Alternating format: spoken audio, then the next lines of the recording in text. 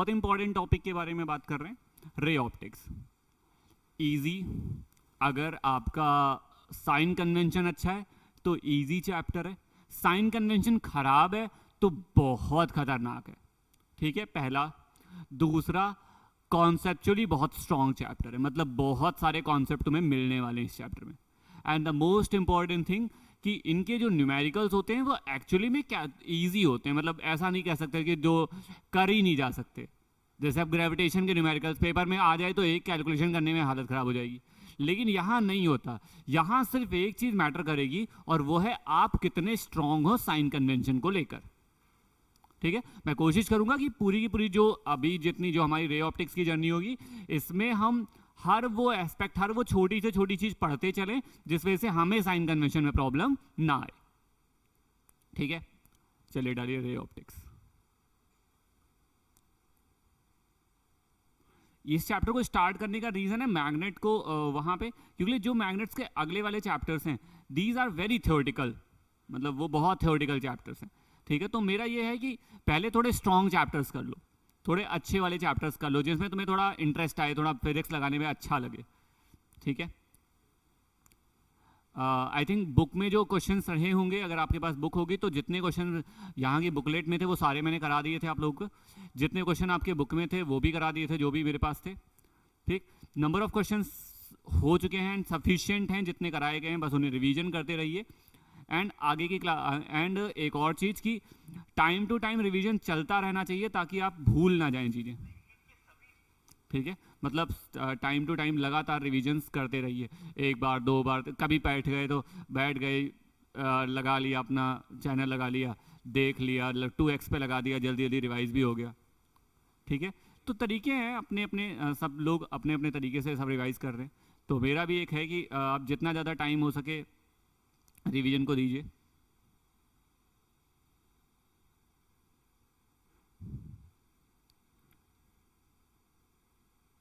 चलिए, basically properties of light से start करते हैं, रे ऑप्टिक्स।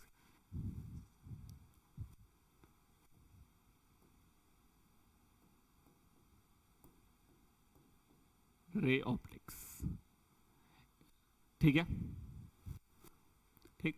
इसी में हम लोग पढ़े, इसी चैप्टर में हम लोग रिफ्लेक्शन पढ़ेंगे, रिफ्रैक्शन पढ़ेंगे, फिर आगे चल के TIR पढ़ेंगे, फिर ऑप्टिकल इंस्ट्रूमेंट्स पढ़ेंगे। तो ऐसे मतलब ये चैप्टर बड़ा है, टाइम टेकिंग है, अच्छा खासा चैप्टर है, बहुत बड़ी यूनिट्स का है। जैसे आप बोलते हो कि इलेक्ट्रोस्टैट्स बड़ी यूनिट है, मतलब इलेक्ट्रोस्टैट्स पे करंट इलेक्ट्रिसिटी एक यूनिट हो जाती है, फिर आपका मैग्नेट हो जाता है, फिर आपका AC हो जाता है। वैसे ही आपके पास एक बहुत बड़ी यूनिट होती है रे ऑप्टिक्स की। क्लियर है बात मेरी? अब भाई, और रे ऑप्टिक्स है तो बेसिक, अच्छा एक वर्ड पार्ट सुना होगा कभी ना कभी, monochromatic. What is the meaning of monochromatic? Monochromatic का मतलब होता है कोई एक कलर की लाइट, कोई एक कलर। ठीक है, जैसे मैंने बोला red colour, yellow colour, green colour and so on, कोई एक कलर। ठीक है, तो मोनो वर्ड का मतलब ही होता है वन। ठीक है, तो जब आप बात करना स्टार्ट करते हो किसकी, मतलब रे ऑप्टिक्स की, तो सिंपली बात करेंगे हम लोग लाइट के रिगार्डिंग। अब लाइट के रिगार्डिंग अगर हम बात कर रहे हैं तो लाइट के तो दो नेचर्स होते हैं, एक होता है पार्टिकल नेचर, दूसरा कौन सा होता है, वेव नेचर। एक आपका पार्टिकल नेचर और दूसरा वेव नेचर। अभी जो हम यहाँ पे बेसिकली जो डिस्कशन कर रहे हैं या जो भी डिस्कशन हम यहाँ करेंगे वो हमारा बेसिक होगा लाइट के प्रॉपर्टीज के रिगार्डिंग। ठीक है, तो प्रॉपर्टीज ऑफ लाइट सबसे पहले स्टार्ट करते हैं। ठीक, पहली प्रॉपर्टी क्या बोलती है लाइट की, कि भाई जो स्पीड ऑफ लाइट होती है वो 3 × 10⁸ मीटर पर सेकेंड ऑर्डर की होती है। 3 × 10⁸ मीटर पर सेकेंड होती है, लेकिन ये होती किस में है, वैक्यूम में। ये किस में होती है, वैक्यूम में। हम एयर में भी यही कंसीडर कर लेते हैं, बट एक्चुअली में ये वैक्यूम में स्पीड है। ठीक है, इस वेलोसिटी ऑफ लाइट या स्पीड ऑफ लाइट 3 × 10⁸ मीटर पर सेकेंड होती है, जो किस में होती है, वैक्यूम में। बट एक्चुअली में हम इसको एयर में भी कंसीडर करते हैं। आई बात समझ?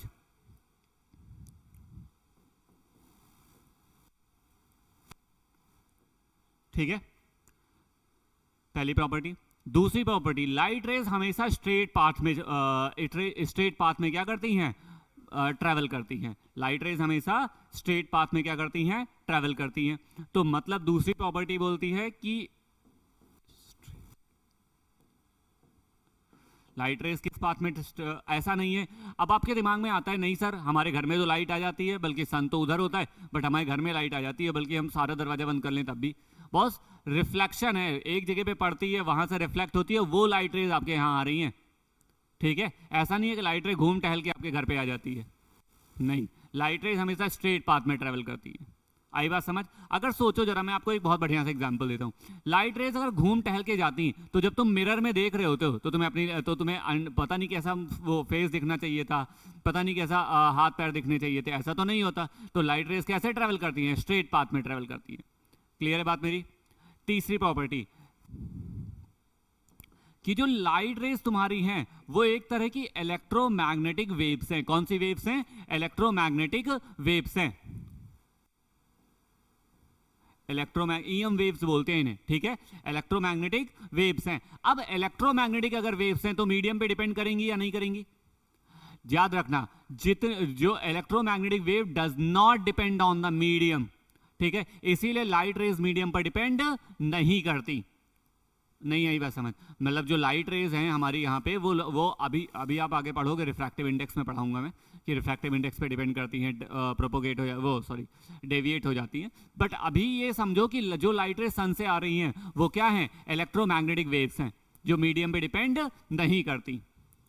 या ऐसे कहने का मतलब है जिनको मीडियम, जैसे साउंड है, अब अगर मैं पूरे इस रूम में वैक्यूम क्रिएट कर दूं तो क्या साउंड ट्रेवल होगी?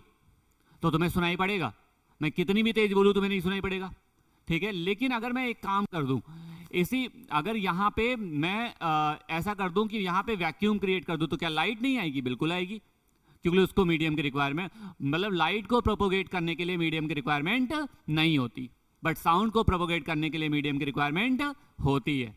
तीनों प्रॉपर्टीज समझ में आती हैं? कोई प्रॉब्लम? अच्छा, अगर मैं बोलूं कि इलेक्ट्रोमैग्नेटिक वेव्स के बारे में थोड़ा मुझे बताओ, तो भाई ये याद रखना, इलेक्ट्रोमैग्नेटिक वेव में जो इलेक्ट्रिक फील्ड और मैग्नेटिक फील्ड होती है वो हमेशा एक दूसरे के परपेंडिकुलर एग्जिस्ट करती है, ठीक है। और एक दूसरे के परपेंडिकुलर तो एग्जिस्ट ही करती है। सबसे अजीब सी बात सुनो कि अगर ये है तो तीसरी जो लाइट रेस का प्रोपोगेशन होगा वो थर्ड वेक्टर बाहर की तरफ होगा या अंदर की तरफ होगा। नहीं समझे? मतलब ये जो मार्कर मैंने अगर यहां रख दूं ऐसे ना, तो ये जो मार्कर की डायरेक्शन है बाहर की तरफ, प्रोपोगेशन या तो इधर की तरफ होगा या बोर्ड के अंदर की तरफ होगा। आई बात समझ? प्रोपोगेशन कभी भी मतलब प्रोपोगेशन ना तो मैग्नेटिक फील्ड की डायरेक्शन में होगा और ना इलेक्ट्रिक फील्ड की डायरेक्शन में होगा। क्लियर है बात मेरी? प्रॉब्लम है तो बताओ, समझ में आती है इतनी बात? ठीक। अच्छा, अगर लाइट रेज हैं तो ऑब्वियसली ये क्या कैरी करेंगी? अब भाई इलेक्ट्रोमैग्नेटिक वेव्स है तो एनर्जी कैरी करने वाले हैं, और एनर्जी है तो मोमेंटम भी होगा। तो light rays carries energy and momentum, ठीक है। ये क्या क्या कैरी करते हैं? एनर्जी कैरी करते हैं और मोमेंटम कैरी करते हैं। मोमेंटम मतलब क्या?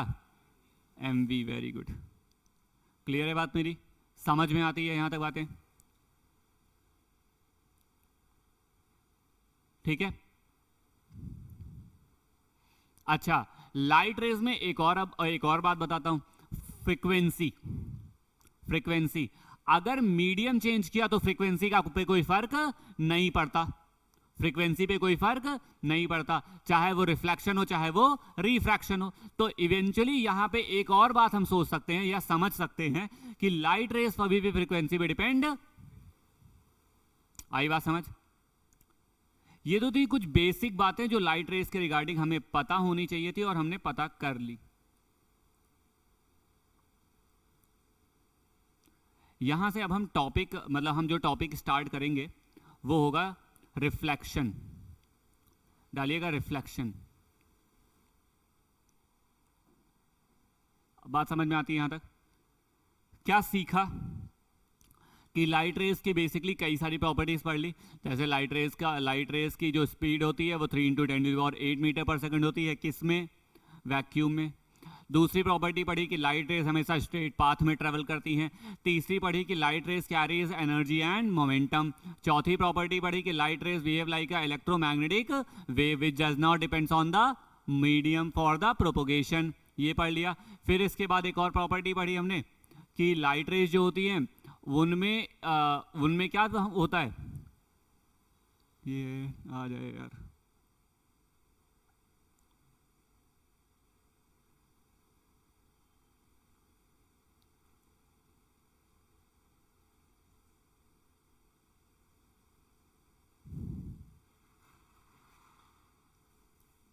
बैठो।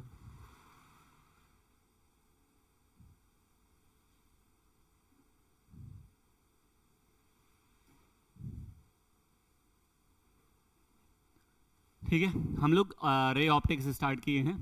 ठीक है, अभी पहली क्लास है तो ध्यान से पढ़ो। एक ही बात मैंने अभी तक पढ़ाई है और जो बहुत जनरल, जो आई थिंक कभी ना कभी आपने सुनी भी होगी, ये जितनी प्रॉपर्टीज़ मैंने पढ़ाई हैं।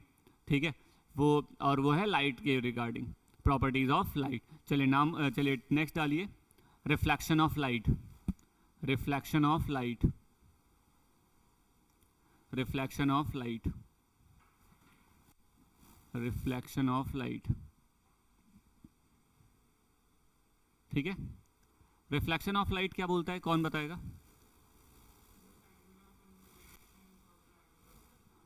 हाँ, मतलब अगर मैं ऐसे समझाऊं, सिंपल सी बात है, मान लो ये एक मीडियम है n, ये क्या मीडियम है n, ठीक है, और एक लाइट रे जिस मीडियम से आए, मतलब ये मान लो n मीडियम से आई, after reflection, after strike in that plane surface, इस प्लेन सरफेस पे जब उसने स्ट्राइक किया तो वो जिस मीडियम से आई उसी मीडियम में बाउंसिंग बैक कर गई।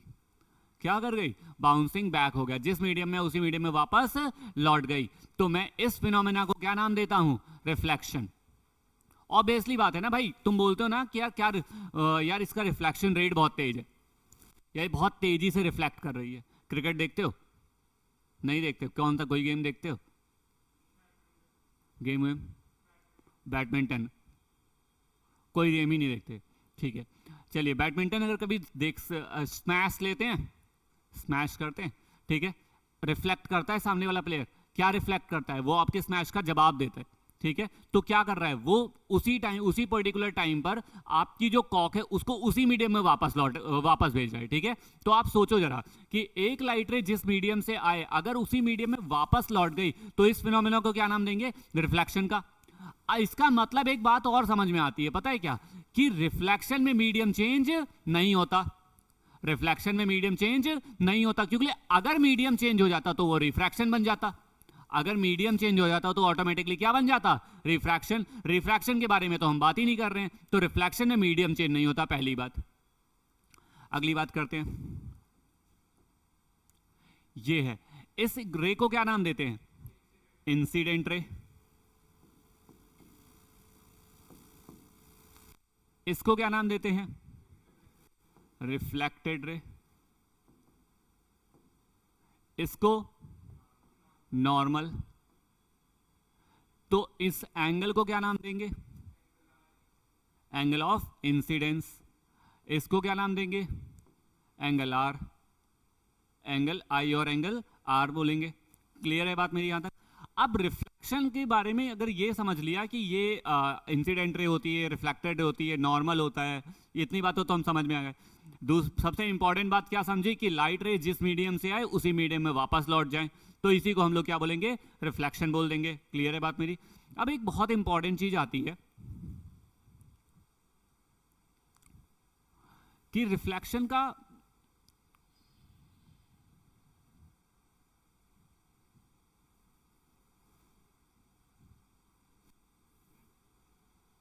जो फिनोमेना है, अब रिफ्लेक्शन जरा ध्यान से सुनना, एक बात बहुत इंपॉर्टेंट सी, लॉज ऑफ रिफ्लेक्शन पे डिस्कस करते हैं, फिर एक बात करते हैं।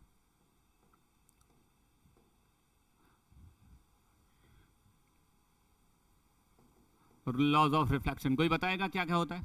पहला, angle of incidence angle of refraction के इक्वल होती है, angle I is equal to angle R, ये पहला लॉ बोलता है। दूसरा लॉ बोलता है कि इंसिडेंट रे, कौन सी रे? Incident ray, reflected ray and normal lie on a same plane या पॉइंट। ठीक है, अगर बेहतर बोलना है तो सेम पॉइंट बोलो। क्यों पॉइंट बोलता हूं उसका भी लॉ, पॉइंट किस में होगा? प्लेन में होगा तो अगर पॉइंट पे लाई कर रहा है तो प्लेन पे भी लाई करेगा ऑटोमेटिक। क्लियर है बात मेरी? अब अगर पॉइंट बोला तो फायदा क्या है, पॉइंट बोला तो फायदा क्या है ये समझते हैं जरा। क्यों मैं बोल रहा हूं कि पॉइंट बोलने पे तुम्हारा ज्यादा फायदा है, उस फायदे वाली बात पे बोलते हैं। बेसिकली रिफ्लेक्शन कितने टाइप के, रिफ्लेक्शन कितने टाइप के, दो टाइप के। कौन कौन से? रेगुलर रिफ्लेक्शन और irregular reflection.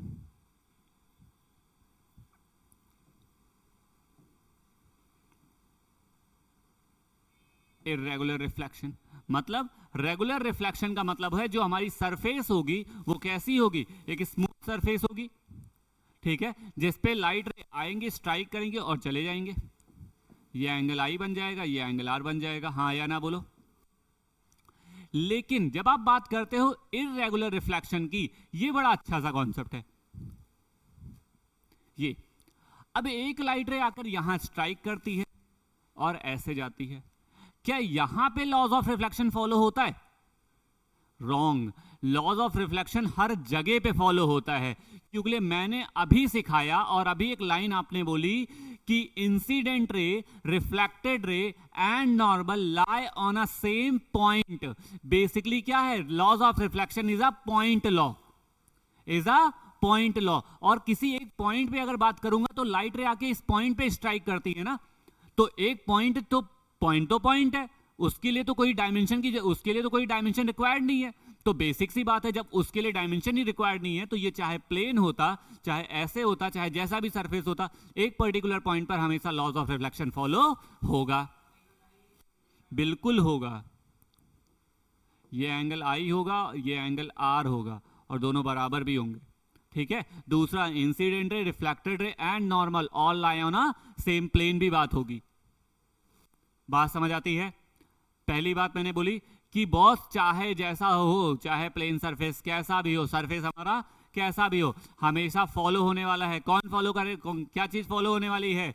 Laws of reflection follow होगा। लॉज ऑफ रिफ्लेक्शन फॉलो होने का सेंस क्या निकल के आएगा कि इंसिडेंट रे, रिफ्लेक्टेड रे और नॉर्मल तीनों एक ही प्लेन में लाई करेंगे और angle of incidence angle of refraction के इक्वल होगा। और ये लॉ चाहे जैसा, चाहे रेगुलर रिफ्लेक्शन हो चाहे इर्रेगुलर रिफ्लेक्शन हो, हर जगह फॉलो होता है। लिख लीजिए।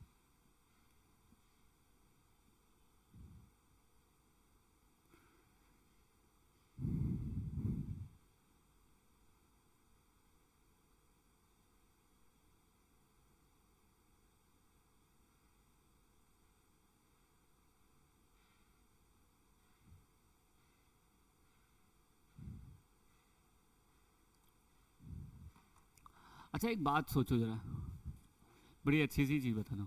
लाइट की स्पीड डिसाइड करती है लाइट का कलर क्या होगा? पागल हो तुम लोग, 12 रिफ्रैक्शन चैप्टर पढ़ा है 12th में, ऑब्वियसली वही डिसाइड करेगी, ठीक है। कलर जिसमें डेविएशन किसमें ज़्यादा आएगा ये वही तो डिसाइड करेगा। तो एक बड़ा अच्छा सा कॉन्सेप्ट है और बड़ी अच्छी सी लाइन भी है कि इन वैक्यूम, लिखो जरा नोट पे लिख करके एक लाइन लिखो, in vacuum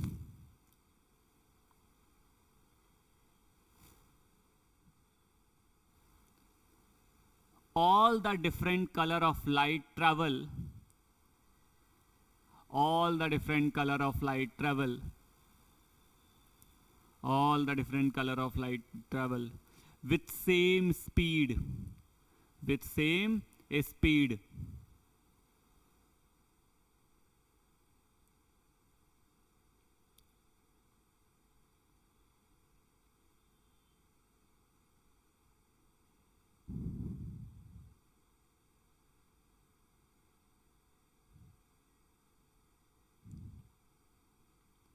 with same speed. समझ में आई? और ऑब्वियसली बात है कि भाई स्पीड चेंज होने के लिए क्या चेंज होना चाहिए था? मीडियम। मीडियम चेंज ही नहीं हुआ तो स्पीड ऑफ लाइट क्यों चेंज हो जाएगी? तो स्पीड ऑफ लाइट चेंज तभी होगी जब मीडियम चेंज होगा। ऑब्वियस सी बात है ना यार, तुम एयर से वाटर में जाओगे तभी तो तुम्हारी स्पीड चेंज होगी ना। अब तुम एयर में ही दौड़ते रहोगे तो तुम्हारी स्पीड चेंज हो जाएगी क्या? अब ये मत बोलना सर मेरा स्टैमिना कम हो गया, तो वो बात नहीं कर रहे हैं, ठीक है। एक ऐसा रोबोट दौड़ा दिया, अब वो एयर में दौड़ रहा था तो कुछ और स्पीड होगी, उसको पानी में दौड़ा दो तो वो स्पीड चेंज हो जाएगी ना, उस स्पीड के साथ तो नहीं दौड़ पाएगा, तो ऑब्वियसली मीडियम चेंज किया तो स्पीड ऑफ लाइट क्या हो जाएगी, चेंज हो जाएगी। अगर मैंने रिफ्लेक्शन में मीडियम भी चेंज नहीं किया तो स्पीड ऑफ लाइट अनचेंज हो गई। आई बात समझ? लिखिए कुछ some special cases, some special cases.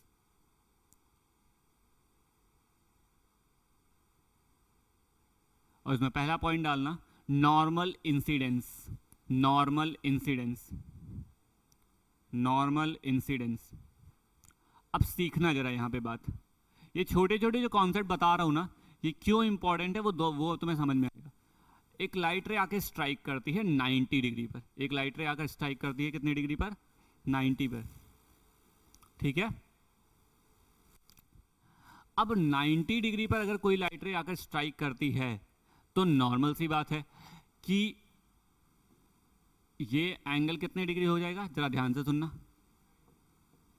Normal कितने डिग्री पे होता है, 90, तो मतलब यहीं पे नॉर्मल बना दूंगा।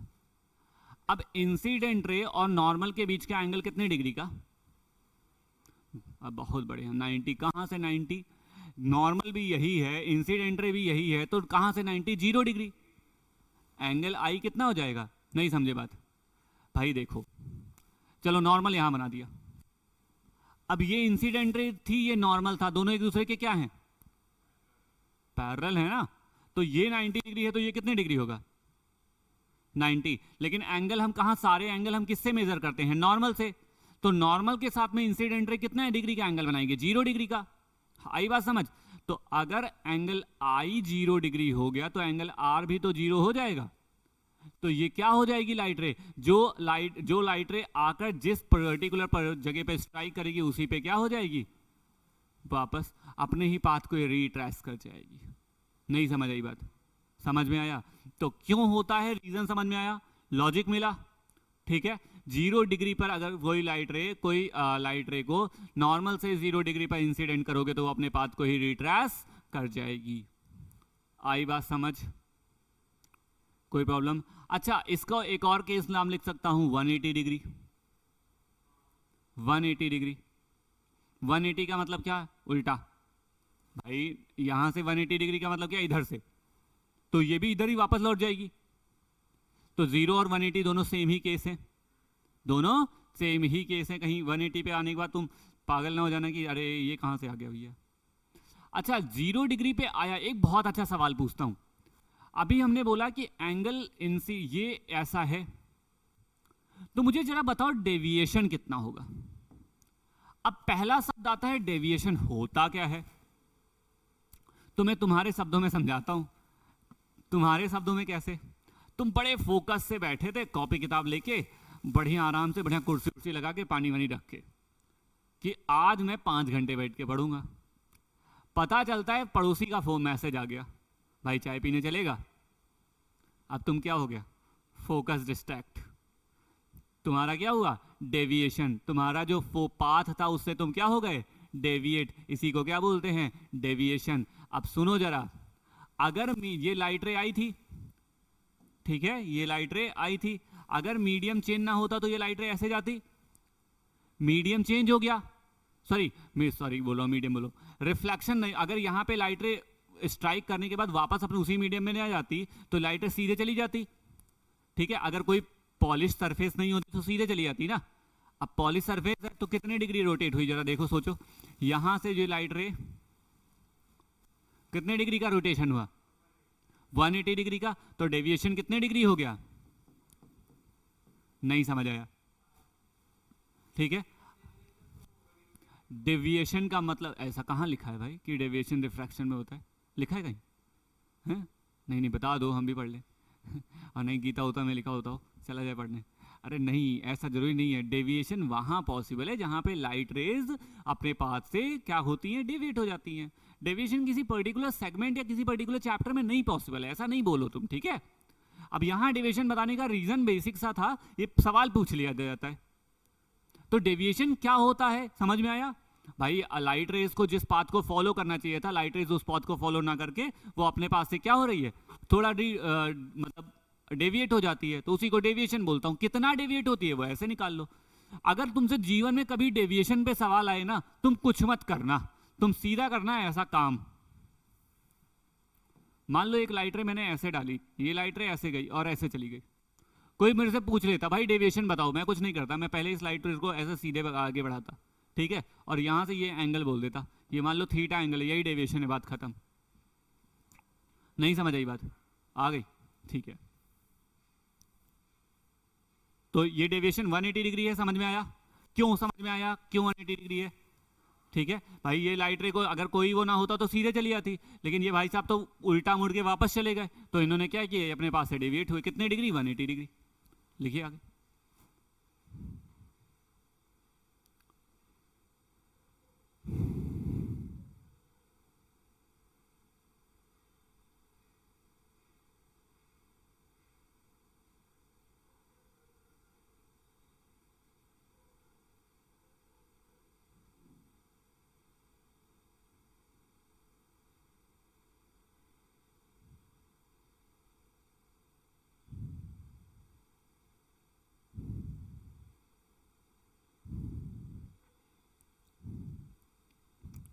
हो गया। नेक्स्ट बात करते हैं grazing incidence. Grazing incidence, grazing incidence.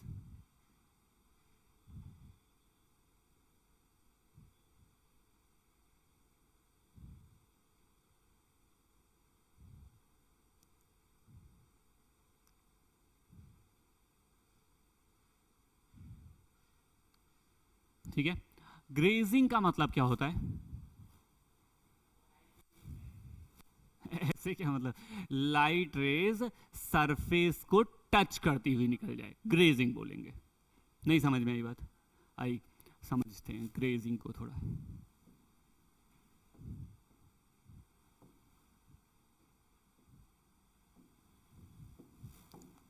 ठीक है, अब ग्रेज कर रही है तो लाइट रे आएगी कितनी डिग्री पे? सोचो जरा। अच्छा 180, मतलब तुम मिरर के पीछे से लाइट रे को ला रहे हो।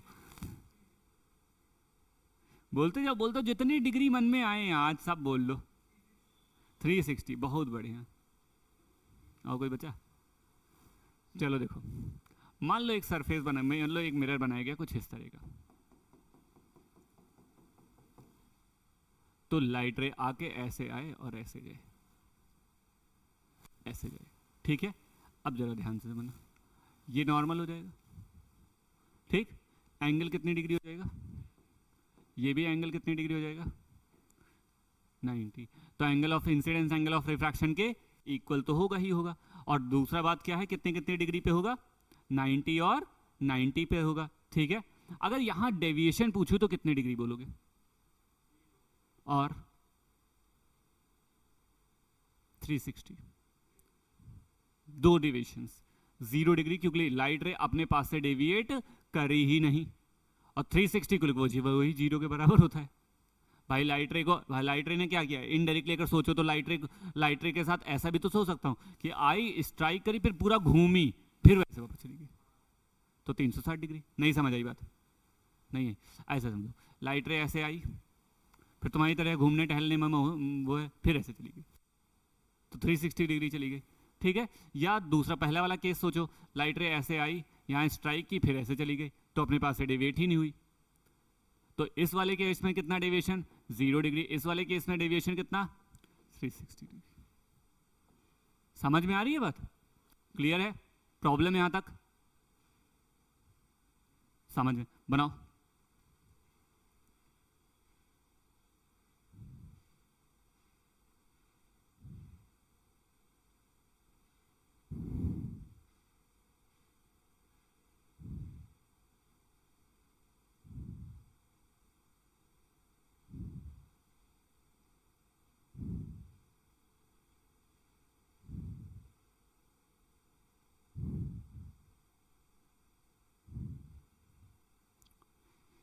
समझ आ रही है रे ऑप्टिक्स? अभी तक तो आसान बातें चल रही है, तो अब ना आए तो फिर बेकार हो।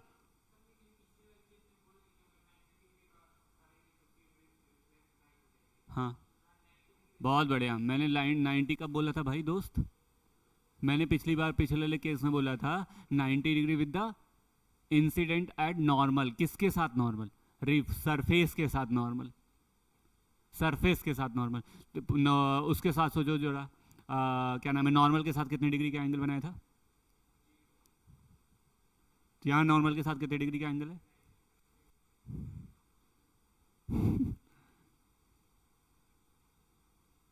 ठीक है, समझ में आती है बात?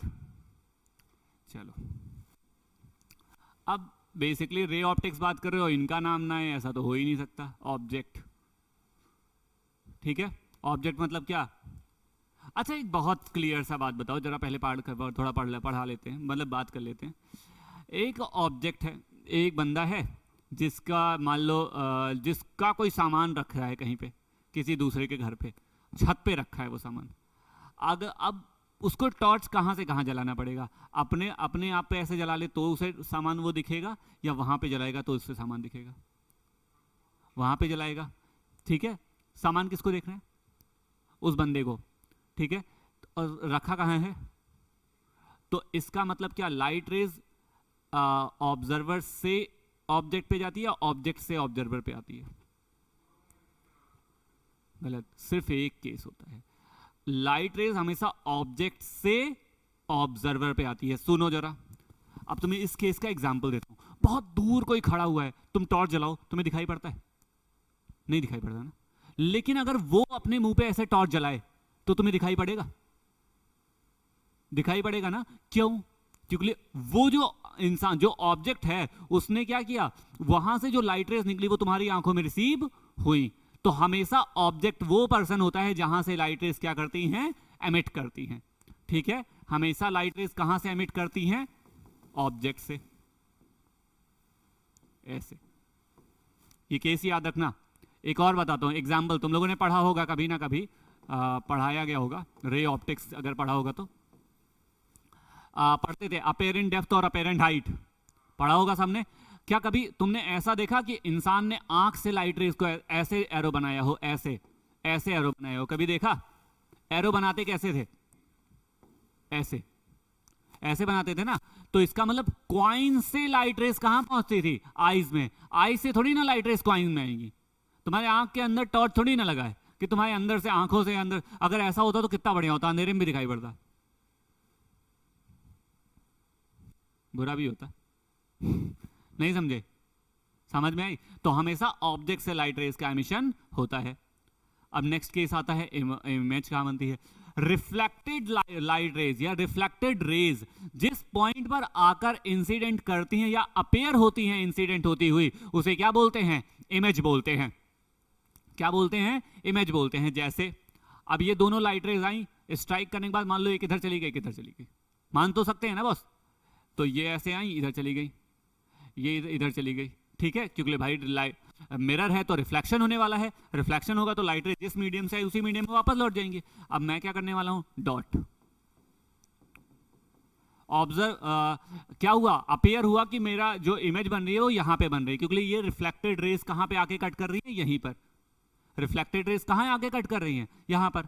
क्लियर है बात मेरी? तो इस पॉइंट को क्या नाम देते हैं? इमेज। ठीक है, तो रिफ्लेक्टेड रेज जिस पॉइंट पर आकर हमारे, जिस पॉइंट पर आकर एक्चुअली में कट करती हैं या अपेयर होती हैं कट करती हुई, उसे हमेशा क्या नाम देंगे? इमेज का नाम देंगे। क्लियर है बात मेरी? समझ में आती है? ठीक है, बनाना है किसी को ये डायग्राम वगैरह? आई थिंक सो नहीं बनाने चाहिए, बिकॉज ऑफ कि ये सब तो पता है। बनाना है बना सकते हो, मुझे कोई इश्यूज नहीं है। जरा यार पानी लेना उसमें।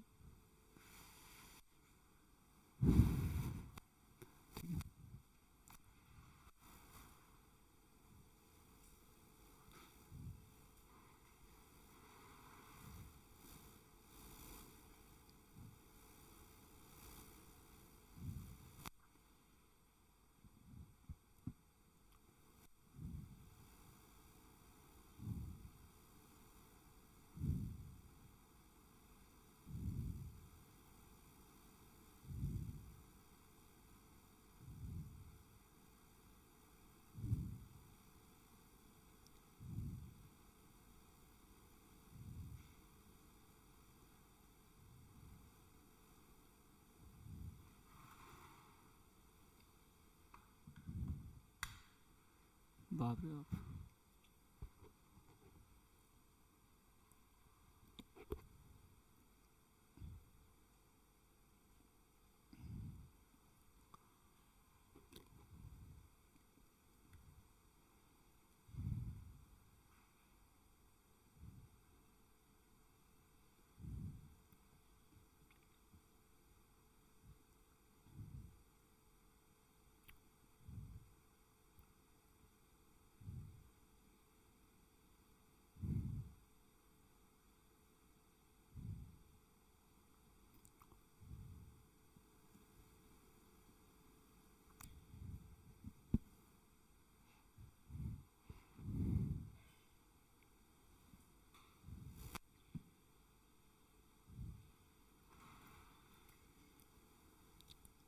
ठीक है।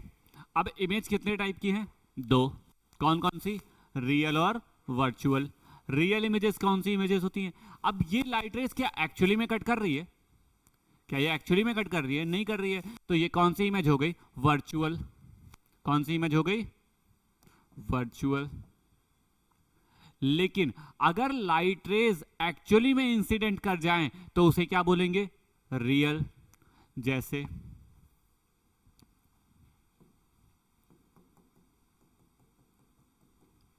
मैं ऐसे ही रैंडम बना रहा हूं, यहां पे एक्चुअली में रिफ्लेक्ट कर गई, इंटरसेक्ट कर गई, रिफ्लेक्टेड रेज यहां पे एक्चुअली में इंटरसेक्ट कर गई, इसे क्या उनसे इमेज बोलूंगा? रियल। और जितनी रियल इमेजेस होती हैं उनके बारे में एक बात याद रखना, वो हमेशा क्या होती हैं? इन्वर्टेड होती हैं।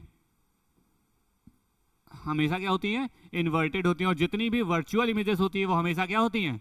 इरेक्ट होती हैं। हाँ या ना बोलो। वो हमेशा क्या होती हैं? इरेक्ट होती हैं। तो रियल इमेजेस हमेशा वर्चुअल होती हैं एंड इन्वर्टेड इमेजेस हमेशा। आई बात समझ?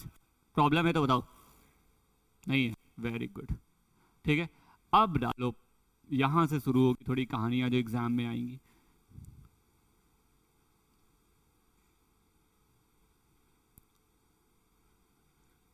चलो, प्लेन मिरर।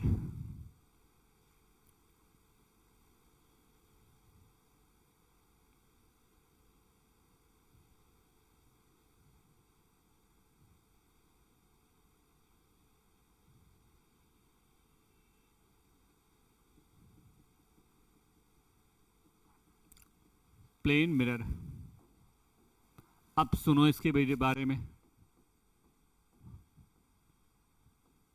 सही लिखा है?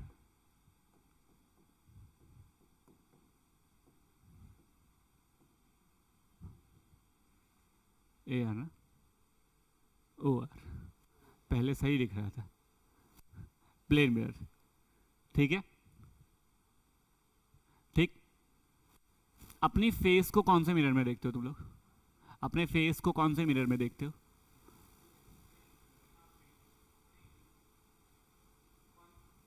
कॉनकेव।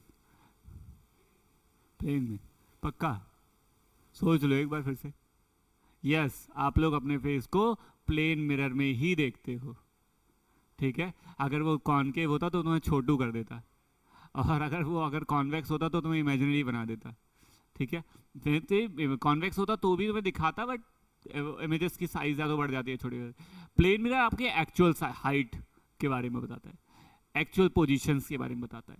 ठीक है, तो प्लेन मिरर को कैसे बनाते हैं? एक ग्लास लिया मैंने, उसके एक साइड में मैंने सिल्वरिंग कर दी, एक साइड में मैंने क्या कर दी? सिल्वरिंग कर दी, या एक साइड में मैंने पॉलिशिंग कर दी। तो जब एक साइड में पॉलिशिंग हो जाएगी तो अभी अगर सोचो जरा, मैं एक मिरर ले लूं, बिल्कुल ग्लास, तुमने देखा होगा कभी, तुमने अक्सर देखा होगा वो मीम्स वगैरह में होता है कि वो बंदा जाता है और ग्लास से टकरा गया, है ना? क्यों टकरा गया? कभी सोचा क्यों टकरा गया वो? अब तुम्हें उसके टकराने की कहानी बताता हूं। तुमने देखा होगा कि जो ब्लैक कलर के मिरर्स होते हैं, जो ब्लैक उसमें वो पॉलिथीन लगी होती है जिन गाड़ियों में, उनमें तुम्हें अपना फेस दिखाई पड़ता है। लेकिन जो बिल्कुल व्हाइट होती है उसमें अपना फेस दिखाई नहीं पड़ता, क्योंकि लाइट, जब वो ब्लैक स्पाइन हो गई तो लाइट रेस का रिफ्लेक्शन हो गया। तो जब लाइट रेस का रिफ्लेक्शन हो गया तो हमें आंखों में लाइट रेस रिसीव हो गई, तो हमें पता चल गया। लेकिन जब मिरर में लाइट रेस का रिफ्लेक्शन ही नहीं हुआ, तो लाइट रेस एक मीडियम से दूसरे मीडियम में एंटर कर गई, तो वापस ही नहीं आई, तो मुझे दिखेगा कैसे? बात समझ आई? इसीलिए जो लोग जाके टकरा जाते हैं वो एक्चुअली में वहां पे लाइट रेस का क्या नहीं होता? रिफ्लेक्शन नहीं हो पाता, तो उन्हें पता ही नहीं चल पाता कि आगे मिरर है। आई बात समझ?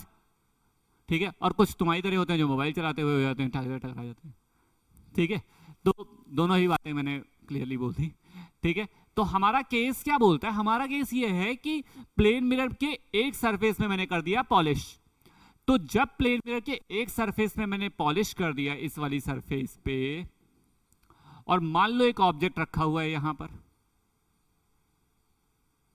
ये एक ऑब्जेक्ट रखा हुआ है जो कि प्लेन मिरर से मान लो u डिस्टेंस पे रखा हुआ है, क्योंकि ऑब्जेक्ट है और मिरर से ऑब्जेक्ट के बीच की डिस्टेंस को क्या बोलते हैं? u। ठीक, तो इस ऑब्जेक्ट की इमेज इधर बनेगी या इधर बनेगी? ऑब्वियसली इधर बनेगी। क्यों इधर बनेगी भाई? तुम रियलिटी में तुम एग्जिस्ट कर रहे हो ना, भूत ऊत तो नहीं हो ना, रियलिटी है ना तुम हो, ठीक है? तो तुम रियल हो, तो रियल तुम अगर रियल हो तो तुम्हारी इमेज कैसी बनेगी? वर्चुअल बनेगी। प्लेन मिरर में, प्लेन मिरर में कैसी बनेगी? वर्चुअल बनेगी। तो इवेंचुअली तुम्हारी इमेज यहां प्लेन मिरर बनाएगा। कितनी डिस्टेंस पर? यू ही डिस्टेंस पर। मान लो यू 10 सेंटीमीटर था 1 सेकंड के लिए, ठीक है? तो इसकी इमेज और मिरर से इमेज के बीच के डिस्टेंस को क्या बोलते हैं? v। और वो कितना हो जाएगा यहां पर? 10 सेंटीमीटर। 10 सेंटीमीटर। तो प्लेन मिरर से कोई ऑब्जेक्ट जितनी डिस्टेंस पे रखा होता है उसकी इमेज भी उतनी ही डिस्टेंस पर बनती है। अगर आप प्लेन मिरर से 10 मीटर, मान लो 100 मीटर के डिस्टेंस पे खड़े हो तो तुम्हारी इमेज भी 100 मीटर पे ही बनेगी। पहला केस समझ में आता है? ये बात समझ में आई? नहीं आई? आ गई। दूसरी बात करते हैं कि प्लेन मिरर के बारे में अगर मैं बात करूं तो प्लेन मिरर की रेडियस क्या होगी? फोकस क्या होगी पहले बताओ? प्लेन मिरर की फोकस इन्फिनिटी होगी। कर्व सरफेस होना चाहिए था, कर्व तो है ही नहीं, तो हम बोलेंगे कहीं जाके इन्फिनिटी पे कर्व बनेगा ये। तो इसकी फोकस कितनी होती है? इन्फिनिटी होती है। याद रखना, कितनी होती है फोकस? इन्फिनिटी होती है।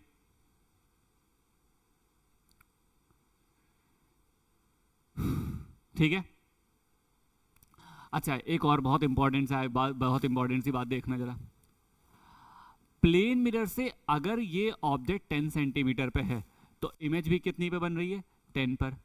अगर ऑब्जेक्ट मान लो इधर चलने लग जाए और ये यहां पहुंच जाए जो कि 20 पर था, कहां पर पहुंच जाए? 20 पर। तो इमेज भी कहां पर पहुंच जाएगी? 20 पर। कहां पे पहुंच जाएगी? 20 पर। मतलब क्या है कि अगर आप पहले 10 पे खड़े थे, आप 20 पे पहुंचोगे तो इमेज 20 पहुंच जाएगी, आप 30 पहुंचोगे इमेज 30 पर। मतलब इवेंचुअली प्लेन मिरर एक तरह का ऐसा मिरर है, जितनी दूरी पे ऑब्जेक्ट रखा होगा उतनी दूरी पे क्या बना देगा? इमेज बना देगी। आई बात समझ? प्रॉब्लम है तो बताओ। समझ में आ रही है यहां तक बातें? यहां तक में आई थिंक सो कोई प्रॉब्लम नहीं होनी चाहिए। ठीक। एक और इंपॉर्टेंट बात करते हैं। The line joining a point object and its image is normal to the reflecting surface। ठीक है, ऑब्वियसली बात है, ये बात तो तुम्हें वैसे भी दिखती है। अब प्लेन मिरर होगा कैसा? सीधा सीधा। ठीक। और जो ऑब्जेक्ट को ज्वाइन कर रही होगी लाइन, ये लाइन ही तो ऑब्जेक्ट को ज्वाइन कर रही है, तो ये हमेशा प्लेन मिरर से कितने डिग्री का एंगल बनाएगी? 90 डिग्री का। तो जो इमेज भी बना रही है वो भी कितने डिग्री का बनाएगी? 90 का। आई बात समझ में? नहीं, कुछ भी नहीं समझ में आएगा तो तुरंत बोलना, ठीक है? इमेज कैसी? अब तुम कैसे हो, रियल या वर्चुअल? रियल। तुम कैसे हो? रियल। तो अगर रियल ऑब्जेक्ट, तुम तो अपने आप में ऑब्जेक्ट हो गए ना, ऑब्जेक्ट हो गए ना, और ये क्या बनी तुम्हारी? इमेज बनी। और इमेज कैसी बनी? वर्चुअल। इसका मतलब क्या समझ में आता है कि रियल प्लेन मिरर में प्रॉपर्टी होती है कि वो रियल ऑब्जेक्ट का virtual image and virtual object का रियल इमेज बनाता है। रियल ऑब्जेक्ट का कैसा इमेज और वर्चुअल ऑब्जेक्ट का रियल। सॉरी, वर्चुअल ऑब्जेक्ट ऐसे तो नहीं बना पाओगे जब मल्टीपल रिफ्रैक्शंस कराते हैं। जैसे मान लो पहले एक वर्ड लगा दिया, लेंस लगा दिया, उसके आगे कोई मीडियम रख दिया, फिर पहले लेंस से रिफ्रैक्शन होगा, फिर दूसरे मीडियम से होगा, अब जाके लाइट रे पीछे मिरर लगा होगा, अब जाके लाइट रे वहां स्ट्राइक करेगी। तो हो सकता है दूसरे वाले जो तुम्हारा सरफेस हो उसके लिए जो इमेज बने, वही तो मिरर के लिए ऑब्जेक्ट बन जाएगा और वो वर्चुअल बन जाए। यही रख दो ना, बिल्कुल। लाइट रेज का रिफ्लेक्शन तो कराओगे ना भैया, अब बिना लाइट रेज रिफ्लेक्ट करे कैसे बना दोगे इमेज? ठीक है, समझ में आई बात? कोई प्रॉब्लम है तो बताओ। यहां तक मैं आई थिंक सो कोई समस्या तो नहीं होनी चाहिए।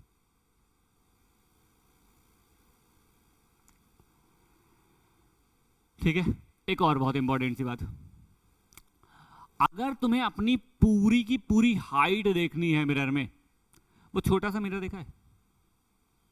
वो इतना सा होता है जो छोटू सा, देखा होगा सबने यार, छोटा वाला मिरर। ठीक है, और सबने वो ड्रेसिंग टेबल वाला मिरर भी देखा होगा। ठीक, दोनों मिरर में कभी कंपैरिजन सोचा क्यों? क्या छोटा वाला मिरर मिरर तुम्हारी पूरी हाइट दिखा पाता है, लेकिन ड्रेसिंग टेबल वाला क्या करता है, पूरी हाइट दिखा। तो इसका एक रीजन समझना जरा, कि अगर किसी ऑब्जेक्ट को अपनी टोटल हाइट देखनी है, कौन सी हाइट, पूरी की पूरी हाइट अगर उसे देखनी है, तो जो उसकी हाइट हो उसके हाफ लेंथ का मुझे मिरर का हाइट चाहिए। उसकी आधी हाइट किसकी होनी चाहिए, मिरर की। इट्स मीन मेरी हाइट अगर 5'10" है तो मुझे चाहिए करीबन 2'5" का मिरर जो मुझे मेरी पूरी हाइट दिखा पाए। बात समझ में आती है? अगर खली 7 फीट का था तो खली को देखने के लिए 3.5 फीट का मिरर चाहिए। ठीक है, ये मिनिमम हाइट ऑफ मिरर होनी चाहिए, तभी उस बंदे को पूरी की पूरी हाइट दिखाई पड़ेगी। आई बात समझ? ये याद रखना कि एक मिरर का अगर एक ऑब्जेक्ट को अपनी पूरी हाइट देखनी है किसी मिरर में, तो उसकी हाइट का हाफ होना चाहिए क्या, मिरर की हाइट। मतलब मिरर की हाइट मतलब ये नहीं ऊंचाई, मिरर की लेंथ। नहीं समझे? आई बात समझ? अगला, अगर आप मिरर की तरफ मूव कर रहे हो 5 मीटर पर सेकेंड से, तो इमेज भी कितने से मूव करेगी, 5। लेकिन अब एक केस बदलता हूं, अगर तुम ही मूव कर रहे हो और तुम ही देख भी रहे हो, तो तुम्हें क्या लगेगा कि मिरर कितने से आ रही है तुम्हारी तरफ, 10 से। क्यों? क्योंकि रिलेटिव स्पीड, याद करो जरा, अभी पढ़ाया था क्वांट में। ठीक है, स्पीड क्या, दोनों एक दूसरे के गैप को क्या कर रहे हो, लगातार कम करते जा रहे हो। तो स्पीड, और कैसे कम कर रहे हो, तुम भी 5 सेकेंड, मान लो दोनों 20, मान लो इमेज और ऑब्जेक्ट दोनों 20 मीटर की डिस्टेंस पे थे, 5 की स्पीड है, तो हर सेकंड में 10 मीटर की डिस्टेंस कम हो रही है, तो क्या लगेगा कि वो 10 से तुम्हारी तरफ आ रही है, बट एक्चुअली वो कितने से आ रही है, 5 से। क्या लगाया, रिलेटिव स्पीड का कॉन्सेप्ट। लेकिन इंडिविजुअली अगर मैं थर्ड पर्सन हूं, मेरे से पूछा जाए तो मैं बोलूंगा यार 5 से इमेज भी आ रही है, 5 से ऑब्जेक्ट भी आ रहा है। आई बात समझ? प्रॉब्लम है, समझ में आ रहा है? आगे चलते हैं। यहां तक ये होती है प्लेन मिरर की कहानियां। क्या प्लेन मिरर की फोकस कितनी, इन्फिनिटी। ठीक है, प्लेन मिरर का अगर रेडियस ऑफ कर्वेचर बोला जाए तो कितना, इन्फिनिटी। प्लेन मिरर के रियल ऑब्जेक्ट की कैसी इमेज बनाएगी, वर्चुअल ऑब्जेक्ट की। प्लेन मिरर से ऑब्जेक्ट से मिरर के बीच की डिस्टेंस और ऑब्जेक्ट से इमेज के बीच की डिस्टेंस हमेशा क्या होती है, इक्वल। अगर एक मिरर को मुझे चाहिए जो ऑब्जेक्ट की हाइट का कितना होना चाहिए, हाफ। एक ऑब्जेक्ट अगर रखा हुआ है मतलब, और रियल ऑब्जेक्ट की वो कैसी इमेज बनाएगी, और वर्चुअल ऑब्जेक्ट की, इतनी ही कहानियां थी इसमें। ठीक है, प्रॉब्लम है तो बोल दो अभी, कोई समस्या? अब बात करते हैं सम इंपॉर्टेंट डेफिनेशन, जिसे बोल सकते हो आप लोग, जो प्लेन मिरर में जो आपके स्फेरिकल मिरर में यूज की जाएंगी, उनके बारे में कुछ बातें कर लेते हैं थोड़ी बहुत। आप लोगों ने सबने सुनी है, सबको पता भी है, बट कहने के लिए एक बार डिस्कस कर लेते हैं ताकि ये भी हो जाए कि हाँ पता, रिवाइज हो जाए कम से कम।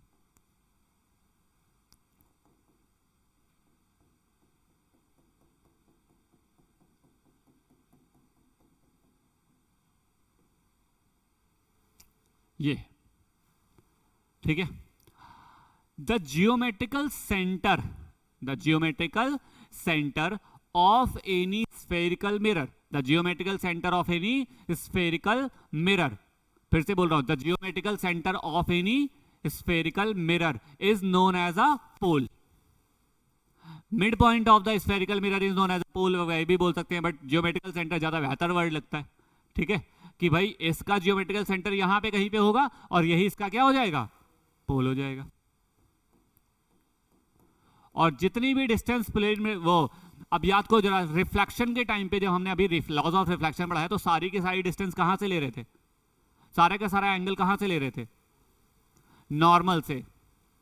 सारा का सारा एंगल कहां से ले रहे थे, नॉर्मल से। सिमिलरली जितनी भी डिस्टेंस लेंगे वो सारी की सारी कहां से लेंगे, पोल से। सारे के सारे डिस्टेंसेस कहां से लेंगे, पोल से। क्लियर है बात मेरी, समझ में आती है? ठीक है, अच्छा, ये जो मिरर होगा ये किसी ना किसी स्फीयर का क्या होगा, पार्ट होगा। किसी ना किसी स्फीयर का क्या होगा, पार्ट होगा। उस स्फीयर का कोई ना कोई क्या रहा होगा, सेंटर रहा होगा। उस स्फीयर का कोई ना कोई सेंटर रहा होगा, जो इस कर्वेचर का भी क्या होगा, सेंटर होगा। भाई ये स्फेयर है जिसका कोई ना कोई क्या रहा होगा, सेंटर रहा होगा, जो इस कर्वेचर का भी क्या है, सेंटर है। इसे क्या नाम देते हैं, सेंटर ऑफ कर्वेचर। नहीं आया समझ, आ गया। और भाई ये स्फेरिकल मिरर है तो इसकी रेडियस भी रही होगी, इसकी रेडियस भी रही होगी, जो इस कर्वेचर की क्या होगी, रेडियस। अबे इस कर्वेचर की क्या होगी, रेडियस होगी, तो इसे क्या बोलेंगे, रेडियस ऑफ कर्वेचर। हाफ, कुछ भी बोलते हैं। ठीक है, समझ में आई बात, फिर से बताऊं। ठीक है, अब तीसरा पॉइंट, तीसरा पॉइंट जो बहुत इंपॉर्टेंट है, principal axis, centre of curvature. फिर से सुनना, सेंटर ऑफ कर्वेचर और प्रिंसिपल एक्सिस को मिलाने वाली लाइट रे को क्या नाम देता हूं मैं, सॉरी, सेंटर ऑफ कर्वेचर और पोल को मिलाने वाली लाइट रेस को क्या नाम देता हूं मैं, प्रिंसिपल एक्सिस। यहां से एक और चीज ध्यान से सुनना कि प्रिंसिपल एक्सिस जो होती है वो हमेशा सेंटर ऑफ कर्वेचर और पोल इन दोनों पॉइंट से नेसेसिटी है कि पास होगी। अगर यहां से पास नहीं हुई तो हम कभी भी इसके बारे में बात नहीं करेंगे। समझ में आई बात, मतलब इसके बारे मतलब प्रिंसिपल एक्सिस की प्रॉपर्टी होती है कि वो कहां से पास होनी चाहिए, सेंटर ऑफ कर्वेचर और एंड मूव। अभी तक तो यहां तक तो ठीक है, जो भी बातें मैंने करी वो सब कुछ चलने वाली हैं, कोई ऐसी बात तो नहीं करी जो थोड़ा दूसरी दुनिया की हो। अब इंपॉर्टेंट एक वर्ड आता है फोकस, कोई बताएगा क्या होता है, वेरी गुड, क्या जवाब है, तुम्हारा फोकस क्या है, बीटेक फोकस है, ये ना। तो ऐसे लाइट रेस का फोकस क्या होता है, प्रिंसिपल एक्सिस के पैरेलल आने वाली लाइट रेज, प्रिंसिपल एक्सिस के पैरेलल आने वाली लाइट रेज,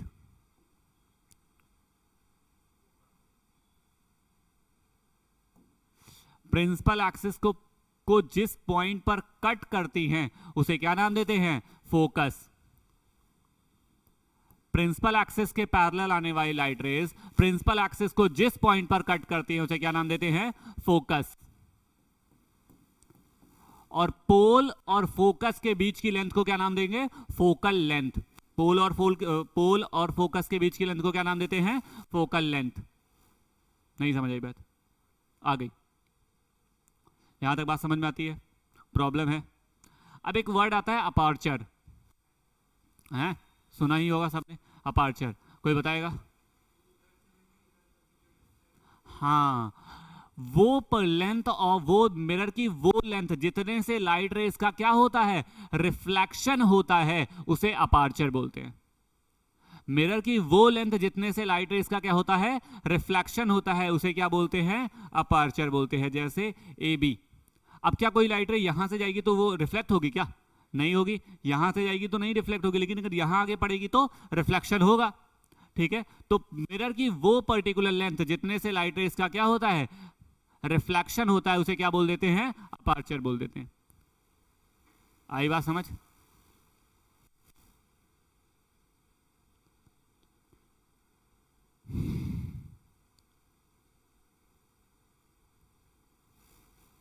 ठीक है, यहां तक मैं आई थिंक सो कोई प्रॉब्लम नहीं होनी चाहिए।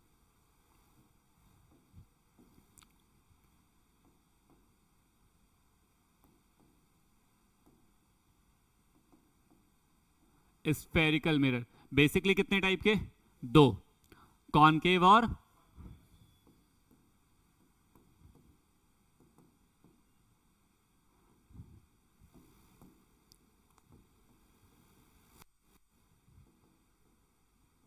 Concave mirror and convex mirror.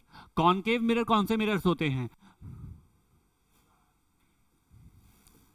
एक ऐसा मिरर जिसके बाहर वाली सरफेस पे क्या होता है, पॉलिश होता है।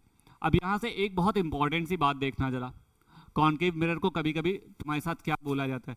अब जरा एक बात समझो, तुमने एक कॉनकेव मिरर को इमेजिन करो अपने दिमाग में कि एक सरफेस लगा बनाया गया जो कुछ इस तरह का है, तवे टाइप का, तवा देखा है ना सबने, ऐसा ऐसा कर्व, मतलब कुछ इस तरह का कर्व, ऐसा हाँ, टाइप ऑफ, ठीक है। अगर एक ऐसा कर्व है तुम्हारे पास, उस पर बॉल मारो, इमेजिन करो उस पर बॉल आके पड़ेगी। जब इस सरफेस पे बॉल आके पड़ेगी तो किधर को जाएगी? ऊपर। अबे फोकस की बात ही नहीं है मेरा ना, मेरा सवाल गलत है। मेरा सवाल सही है, मतलब मेरा तुम्हारी आंसर गलत है। मैं फोकस के बारे में नहीं बोल रहा हूं, मैं बोल रहा हूं बॉल की डायरेक्शन बता दो बस। इधर की तरफ, इधर की तरफ, या कहीं और नीचे की तरफ। अगर मैं एक बॉल यहां मार दूं तो ऊपर की तरफ, एक बॉल यहां मार दूं तो ऊपर की तरफ, और एक बॉल यहां मार दूं तो क्या सीखा? क्या हो रही है? लाइट रेस कन्वर्ज हो रही हैं। इसीलिए कॉनकेव मिरर को क्या बोलते हैं? कन्वर्जिंग मिरर बोलते हैं, क्योंकि ये जितनी भी लाइट रेस होती हैं उन सबको एक पर्टिकुलर पॉइंट पर रिफ्लेक्शन के बाद मीट करा देगा। और क्यों मीट कराएगा? बिकॉज ऑफ, देखो सरफेस ही ऐसी बनाई गई है। आई बात समझ? बॉल का उदाहरण, बॉल कभी कन्वर्जिंग याद रखने की जरूरत ही नहीं पड़ेगी, तुम्हारे दिमाग में ऑटोमेटिकली आएगा। बॉल बताया था, वो स्ट्राइक करेगी, नीचे जाएगी, ठीक है। अब जरा समझना, जरा अगला मिरर बात करता हूं, कौन सा? कॉन्वेक्स। अब वही बॉल इमेजिन करना बस, फिर से तुम्हारे हाथ में बॉल है, इस सरफेस पे बॉल आके स्ट्राइक करेगी, कहां जाएगी? नीचे, ऊपर? ऊपर। इस सरफेस पे आके स्ट्राइक करेगी तो जब एक दूसरे से दूर जाती है तो उसे क्या बोलते हैं? डाइवर्जिंग। उसे क्या बोलते हैं? डाइवर्जिंग। तुम अपने फोकस से दूर जाते हो तो क्या बोलते हो? डाइवर्ज। डेविएट बोलते हो ना, डेविएट हो रहे हैं, फोकस डिस्ट्रैक्ट हो रहे हैं, ये तो दूसरी दुनिया में घूम रहे हैं, ठीक है, ठीक है। तो इसे हुआ क्या बोलते हैं? डेविएशन। क्या बोलते थे? मतलब मेरे कहने का इन शॉर्ट ये है, मेरे कहने का मतलब है डिस्ट्रैक्शन। कहने का हिसाब किताब ये है कि अगर कोई लाइट रे कॉन्वेक्स मिरर पे आके स्ट्राइक करेगी तो convex mirror behave like a diverging mirror, and अगर कॉनकेव पे करेगी तो concave mirror behave like a converging mirror. Clear है बात मेरी? समझ में आती है? यहां तक मैं आई थिंक सो कोई प्रॉब्लम नहीं होनी चाहिए।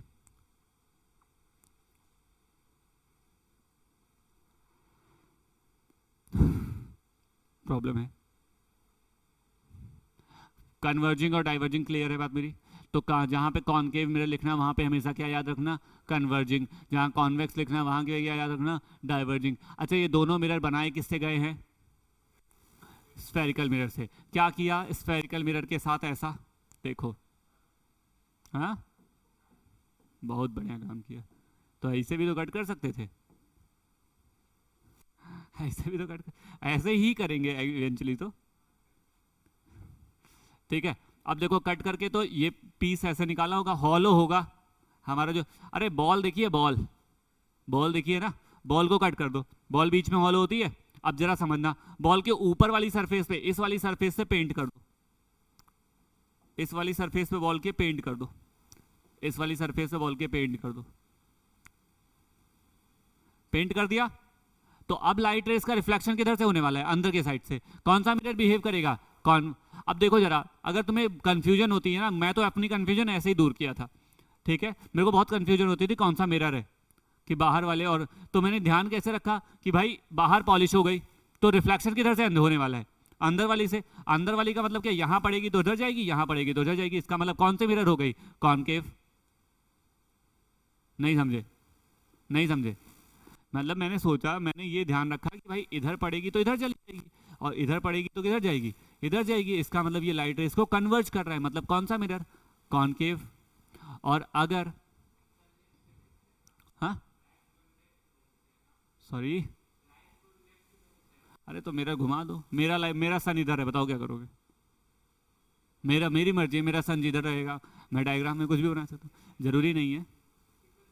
हाँ, मेरा सन, मैंने बोला तो मेरा सन इधर है, बताओ। कहां से लाते हो ऐसे लॉजिक्स? हाँ वो तो होता है, लेकिन मेरा लॉजिक, मैं, अरे यार डायग्राम मेरा है, पेन मेरा है, पेंसिल मेरी है, मैं जिधर से बनाऊं। गजब हो तुम लोग भी, क्या ही लेके आओ। मैं सोच रहा हूँ कौन सा लेफ्ट की, क्या ये कौन सी नई बात आ गई। ठीक है, क्लियर है बात मेरी? अब अगर उसी बॉल को पकड़ा और इस बार हमने इस बॉल को जब लिया तो हमने अब क्या किया, अब जो हमने पॉलिश करी ना वो बाहर ना करके कहां करी, अंदर वाली सरफेस पे ऐसे ऐसे पॉलिश कर दी। अब जब अंदर वाली सरफेस से पॉलिश कर दी तो रिफ्रैक्शन किधर से होने वाला है, बाहर से होने वाला है। तो लाइट रे ऐसे जाने वाली है, डाइवर्ज होने वाली है, और जब डाइवर्ज होंगे तो कौन सा मिरर हो जाएगा, कॉन्वेक्स। समझ में आई बात? तो ये ऐसे बनाते हैं, हॉलो बॉल लाते हैं, हॉलो स्फीयर लाते हैं, कट करते हैं, फिर उससे दोनों तरफ पॉलिश वॉलिश करके नया नया मिरर बना देते हैं। क्लियर है? समझ आती है बात? ठीक है। अब एक बहुत अच्छी सी बात बताता हूँ, ये दुनिया में हमेशा एप्लीकेबल भी है। कोई भी मिरर जिस तरफ कन्वर्ज होता है, सॉरी जिस तरफ कर्व होता है, कोई भी मिरर जिस तरफ कर्व होता है उसकी फोकस और उसका रेडियस हमेशा उसी डायरेक्शन में होता है। फोकस और रेडियस किधर होता है, उसी डायरेक्शन में होता है। सोचो जरा कैसे, तुम्हें दिखाते हैं, मजा आएगी इस कॉन्सेप्ट को अगर सीख गए तो। ये इधर को कन्वर्ज है तो इसका फोकस और रेडियस किधर होगा वो, और ये बात ऑब्वियस भी है भाई, देखो सोचो जरा रेडियस कैसे इधर को होगी। ये स्फीयर पूरा करेगा तो इधर को ही तो करेगा, तो इसका रेडियस किधर को जाएगा, इधर को। ऑब्वियस सी बात है। ठीक, ये जो भाई साहब है ये अपना स्फीयर पूरा करेंगे इधर को, तो इनका रेडियस किधर को जाएगा, इधर को। क्लियर है बात मेरी? लेकिन जो तुमने लेफ्ट और राइट की कहानी बताई, अभी देखता हूं उसे क्लियर कैसे करता हूं। यहां तक बात समझ में आती है? प्रॉब्लम है तो बताओ, समस्या नहीं है? नेक्स्ट लिखिए, लिखिए नहीं, समझ सीखते चलिए। साइन कन्वेंशन, जिसके बारे में हमने बहुत देर पहले बात करी। इससे पहले रिलेशन बात कर लेते हैं, एक relation between F and R. सबको पता है ये रिलेशन, सबको ही पता होगी, आई थिंक सो।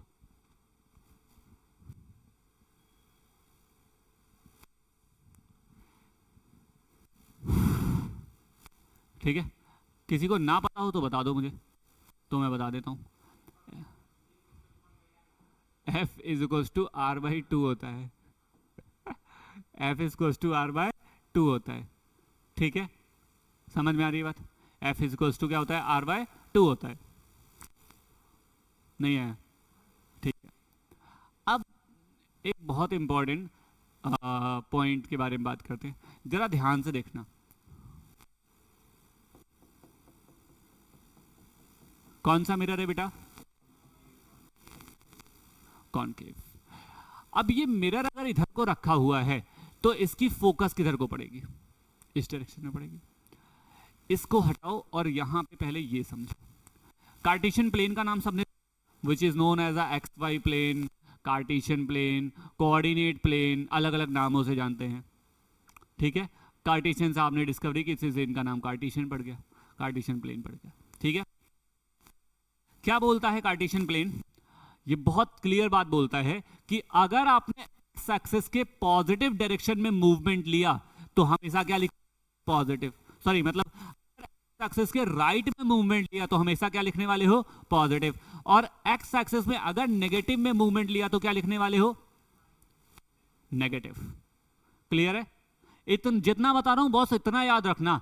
फिजिक्स और रे ऑप्टिक्स के सवाल गलत नहीं हो सकते, चाहे वो मिरर हो चाहे वो कोई भी हो। सिर्फ इतना याद रखो कि अगर मैंने एक्स एक्सिस पे मूवमेंट लिया, अब तुम इमेज की डिस्टेंस क्या निकालोगे, वाई एक्सिस पे जाके निकालोगे क्या, एक्स पे निकालोगे, क्योंकि तुम्हारा ऑब्जेक्ट होगा वो या तो यहां रखा जाएगा या यहां रखा जाएगा, हाँ या ना, बोलो। अगर इन दोनों में से किसी भी डायरेक्शन में अगर इधर ऑब्जेक्ट रखा गया तो इमेज क्या होने वाली है, नेगेटिव, सॉरी वो यू क्या होने वाला है, नेगेटिव। यू क्या होने वाला है, नेगेटिव। यू और भी पता है ना, अभी बताया था, यू क्या होने वाला है, नेगेटिव। ठीक है ठीक है। और अगर सोचो जरा, इस डायरेक्शन में रखा तो पॉजिटिव, इस डायरेक्शन में रखा तो पॉजिटिव। अब याद रखना, अगर मैं ऊपर की तरफ गया तो क्या लिखूंगा, पॉजिटिव भैया।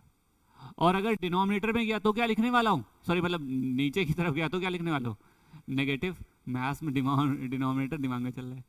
ठीक है, इधर की तरफ गया तो क्या लिखने वाला हूं, नेगेटिव। अगर मैं सोचूं थोड़ा थोड़ा रुक के एक सेकंड के लिए, तो मैं एक्स एक्सिस वाई एक्सिस के थ्रू एक्चुअली में मेजर क्या करूंगा, वाई एक्सिस पे मैं क्या मेजर करूंगा? वेरी, हम क्या मेजर करते हैं वाई एक्सिस पे? हाइट, ठीक है, चाहे वो ऑब्जेक्ट की हो चाहे वो इमेज की हो। और एक्स एक्सिस पे बेसिकली हम क्या मेजर करते हैं? मोस्टली डिस्टेंस ऑफ मिरर, मतलब distance from pole to image, for from pole to object, यही मेजर करते हैं। तो बेसिकली जब भी डिस्टेंस मेजरमेंट की बात आएगी तो मैं एक्स एक्सिस के साइन के बारे में बात करूंगा, और जब भी हाइट के बारे में बात आएगी मैं किसके बारे में बात करूंगा? वाई एक्सिस के बारे में बात करूंगा, ठीक है। और जो ये कार्टेशियन प्लेन का वाई एक्सिस है ना, इसको हमेशा दिमाग में रखना। ये क्या लिखा है तुम्हारे सामने? एक मिरर लिखा है, बना है, क्या बना है? मिरर बना है। अब वो जो तुमने जीवन भर रट्टा मारा है ना, यू ऑलवेज नेगेटिव, देखो वो गलत, वो चीज तुम्हें रटनी नहीं पड़ेगी। अब सीखो जरा कैसे। ये कौन सा मिरर? कॉनकेव। ऑब्जेक्ट हमेशा क्या होता है? रियल है वर्चुअल? रियल। मोस्टली हमारे केसेस में ऑब्जेक्ट क्या होने वाला है? रियल। रियल ऑब्जेक्ट इधर होगा या इधर होगा? इधर होगा। अगर कोई चीज इस डायरेक्शन में, तो ये वाली डिस्टेंस लोगे तुम पोल से, पी यहां रखा है ना, ये लोगे, यू लोगे, इसी को तो यू बोलते हो। अब यू का साइन पॉजिटिव लिखोगे निगेटिव? निगेटिव क्यों लिख रहे हो? क्योंकि लेफ्ट में हो रहा है। नहीं समझ आया? नहीं है? हमने अभी कार्टेशियन प्लेन तुम्हें पढ़ाया, इस डायरेक्शन में कोई भी चीज क्या होती है? इस डायरेक्शन में क्या होती है? Negative positive? नेगेटिव। इस डायरेक्शन में क्या होती है? पॉजिटिव। पढ़ा यार? अब याद रखो, अब इस देखो, अगर मैंने एक ऑब्जेक्ट यहां लिख रखा तो मैं ये वाली डिस्टेंस तो मेजर करूंगा ना। अब ये कैसी होने वाली है? ये मान लो कार्टेशियन, जहां मिरर रखा है वहीं तो कार्टेशियन प्लेन मानोगे, तो मिरर को ही हमेशा कार्टेशियन प्लेन मान लेना। जो मिरर होता है ना उसी को वाई एक्सिस मान लो, ठीक है। क्या मान लोगे? Y axis. तो ये यहां से यहां को क्या बोल दोगे? नेगेटिव। तो यू हमेशा क्यों नेगेटिव आता था? क्लियर है कंफंडा? अब फोकस के बारे में बात करता हूं भाई। इस ऑब्जेक्ट, इसका फोकस इस डायरेक्शन में होगा, इसका फोकस किधर होगा? इसी तरफ होगा। मान लो यहां पे हुआ, तो कॉनकेव मिरर का फोकस कैसा होता है? नेगेटिव। रट्टा मारा था हमेशा, देखो कैसे इधर इस डायरेक्शन में आया ना, इसी डायरेक्शन में तो आया, तो क्या हो गया? नेगेटिव हो गया, नेगेटिव। वी के बारे में बात करता हूं। अगर वी पीछे बना तो क्या होगा? और वी फ्रंट में बना तो क्या बनेगा? आई बात समझ? अगला बात करते हैं।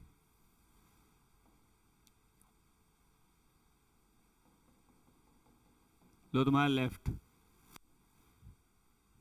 ठीक है, लेफ्ट से डाल, ठीक। अब सोचो था, इसकी फोकस किधर को पड़ेगी? इस डायरेक्शन में। और अगर इधर फोकस पड़ी तो कैसी होगी?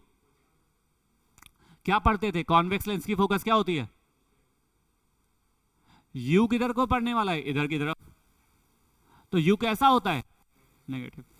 वी कॉन्वेक्स लेंस में तो एक अच्छा ही और है कि कॉन्वेक्स लेंस कभी रियल इमेज बनाता ही नहीं। कॉन्वेक्स लेंस तो कभी रियल इमेज बनाता ही नहीं। इसका मतलब हमेशा कॉन्वेक्स लेंस में जो इमेज बनती है वो कहां बनती है? Beyond the mirror. Beyond the mirror बनती है। समझ में आई बात? ये थी साइन कन्वेंशन की बात।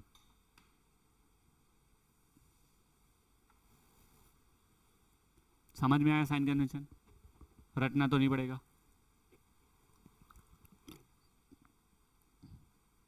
आप चाहो मैं लिखा दूंगा यू ऑलवेज नेगेटिव, मुझे कोई प्रॉब्लम नहीं है, बट मेरे हिसाब से उस फंडे के साथ चलो जो आगे यूजफुल बने।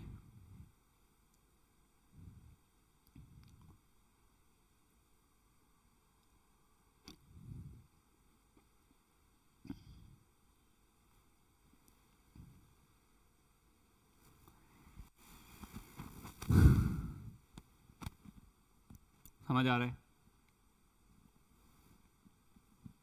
क्या हुआ तुषार? कहाँ खोया है भाई?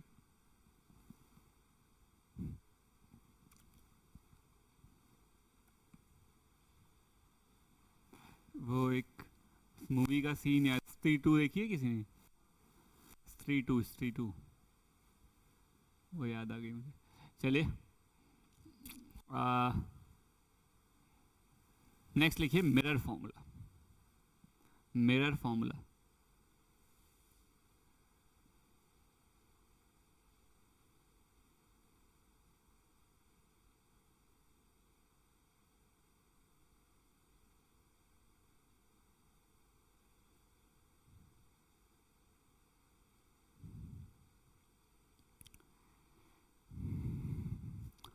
सबको ही पता होगा 1/f equals to 1/v plus u। इसको थोड़ा सा और मॉडिफाई कर दो और इसको यहाँ पे लिख दो, f को क्या लिख सकते हो r/2, तो इट्स 2 बाय,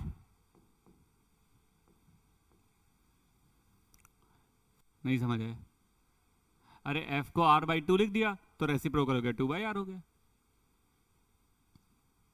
ठीक है। जहां पे v क्या है, इमेज, पोल से इमेज के बीच की डिस्टेंस, ठीक है, सॉरी पोल, हाँ पोल से इमेज के बीच की डिस्टेंस v, पोल से ऑब्जेक्ट के बीच की डिस्टेंस u, पोल से फोकस के बीच की डिस्टेंस f, पोल से रेडियस ऑफ कर्वेचर के बीच की डिस्टेंस कैपिटल R, ठीक है। अब एक वर्ड आता है लेटरल मैग्निफिकेशन, ठीक है, एक वर्ड होता है लेटरल मैग्निफिकेशन, कोई बताएगा क्या होता है?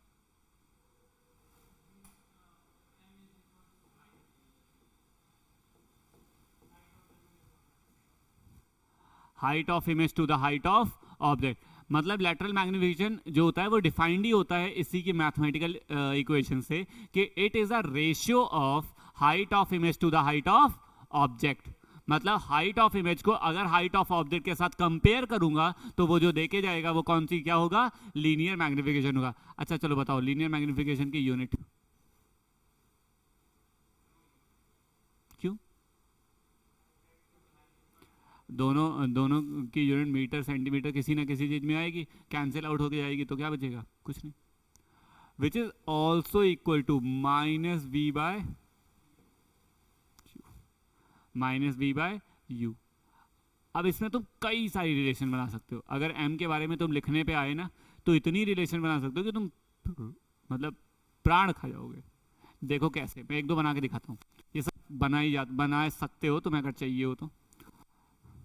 1/v प्लस 1/u, जरा ध्यान से सुनना, मैथमेटिक्स है, सिंपल मैथ्स, दोनों साइड में u v से मल्टीप्लाई कर दो तो यहाँ भी v आ जाएगा, यहाँ भी v आ जाएगा, कर दिया ना, ये कैंसिल हो गया, 1 इधर लाओ तो v/f minus 1 is equals to क्या बनेगा, v/u बनेगा, वैल्यू डालो तो v minus f upon v sorry f is equals to क्या मिलेगा, v/u मिलेगा, ठीक है।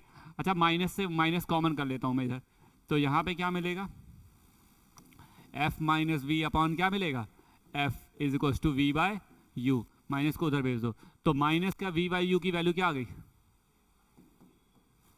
f minus V upon f आ गई। देख रहे हो कैसे बन रहे हैं, ठीक है।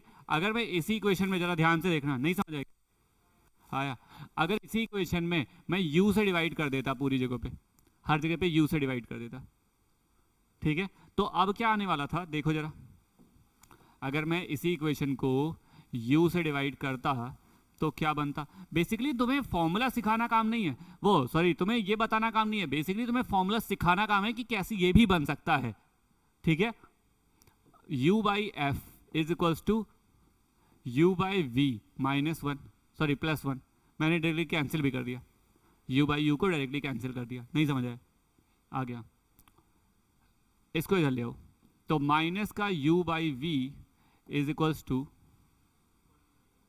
1 माइनस u/f, लो माइनस का u/v is equals to f minus u upon f, reciprocal लोगे क्योंकि तुम्हें v अपॉन u की वैल्यू चाहिए, तो माइनस का v/u इक्वल्स टू क्या मिलेगा, f upon f minus u, तो एक और फॉर्मूला बन गया यहाँ पे, क्या मिला, f अपॉन f माइनस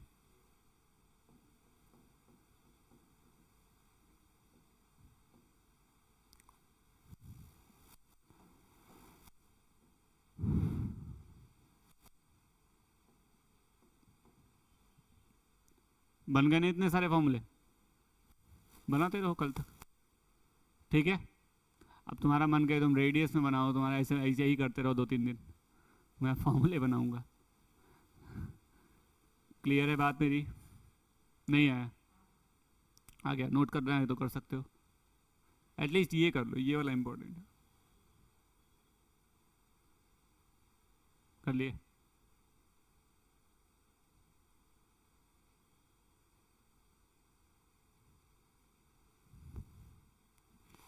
अच्छा सोचो, प्लेन मिरर का मैग्निफिकेशन कितना होगा?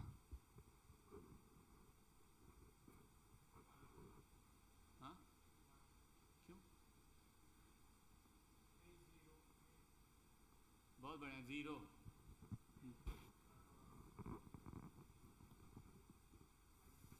क्यों? हाइट ऑफ इमेज और हाइट ऑफ ऑब्जेक्ट क्या है? सेम।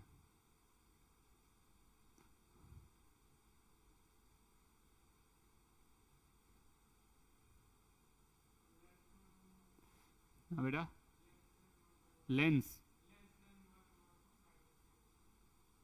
बहुत अच्छी बात है। अरे जब सवाल आएगा तो अपने आप आ जाएगा, ठीक है। वन आएगा।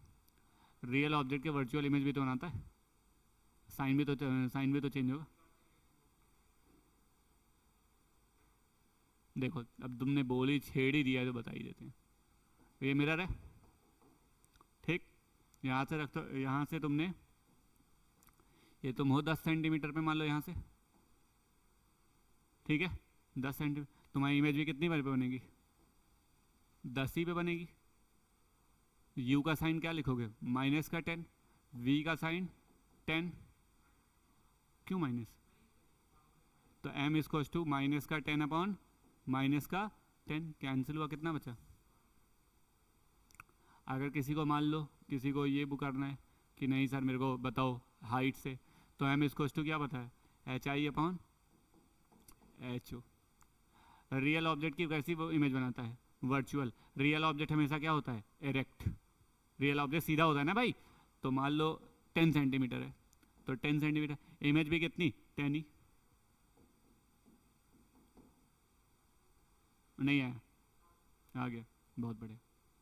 लिखिए एक बात लिखिए, एक लाइन लिखिए। In case of successive reflection from the mirror,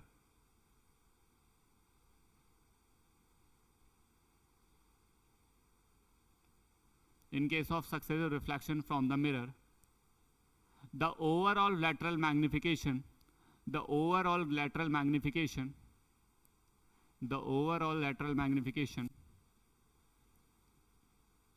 overall lateral magnification, capital M is equals to M1 into M2 into M3 dot dot dot Mn।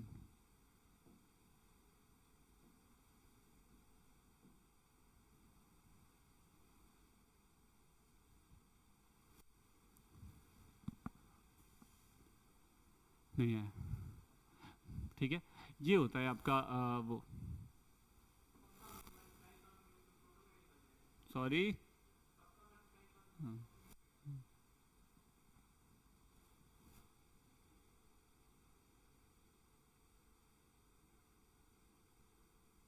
एक दो सवाल भी कर लें।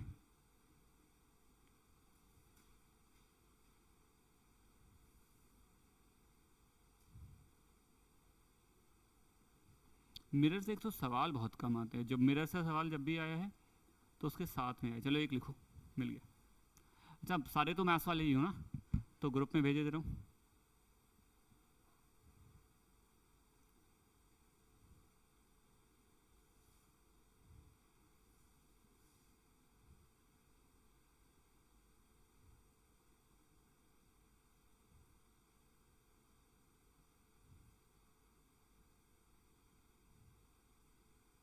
ये कोई यार मैसेज डालना ग्रुप में,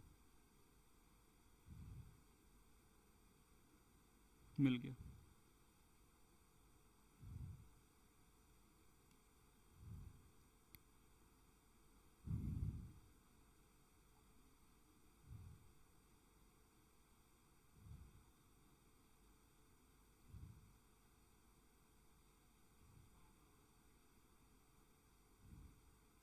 बता रहा हूँ।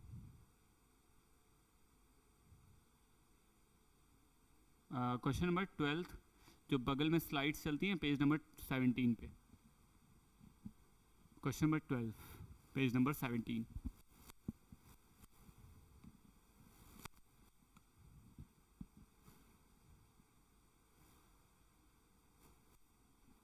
Page number 17 question number 12। आप लोग बस देखना, इस क्वेश्चन को सिखाने का बेसिक पर्पस है कि आप आज तक क्या पढ़ते हैं और मेरे को नहीं पता है, लेकिन आज के बाद में इसके डायग्राम्स वगैरह को इतना ज़्यादा ध्यान से समझने की जरूरत नहीं है। An object is placed at a distance 40 centimetre from a concave mirror. Simple सी बात, चलो देखो इधर एक कॉनकेव मिरर मेरे पास ऐसा है, ये है ऑब्जेक्ट। ऑब्जेक्ट कितनी डिस्टेंस पे है? 40 सेंटीमीटर पे, ठीक है, ठीक। और इसकी फोकस 15 है, फोकस इज 15, तो फोकस कहीं यहां पर होगी, ठीक। वो कितनी सेंटीमीटर पे है? 15 सेंटीमीटर। मुझसे इमेज पूछी है, वी पूछा है, वी पूछा। If the object is placed through a distance 20 centimetre find the अच्छा इमेज की पहले तो तुम पहले वाली इमेज निकालो ना, कहाँ पे बनेगी? तो निकालोगे क्या? 1/f is to 1/v plus 1/u। 1/f मतलब कितना? 1/15 नेगेटिव का, बिकॉज ऑफ देखो क्या इधर बन रही है और इस साइड में बनेगी तो negative, is equals to 1/v और प्लस 1/- का 40, प्लस माइनस माइनस इस साइड में जाएगा तो प्लस, तो माइनस का 1/15 plus 1/40 is equals to 1/v।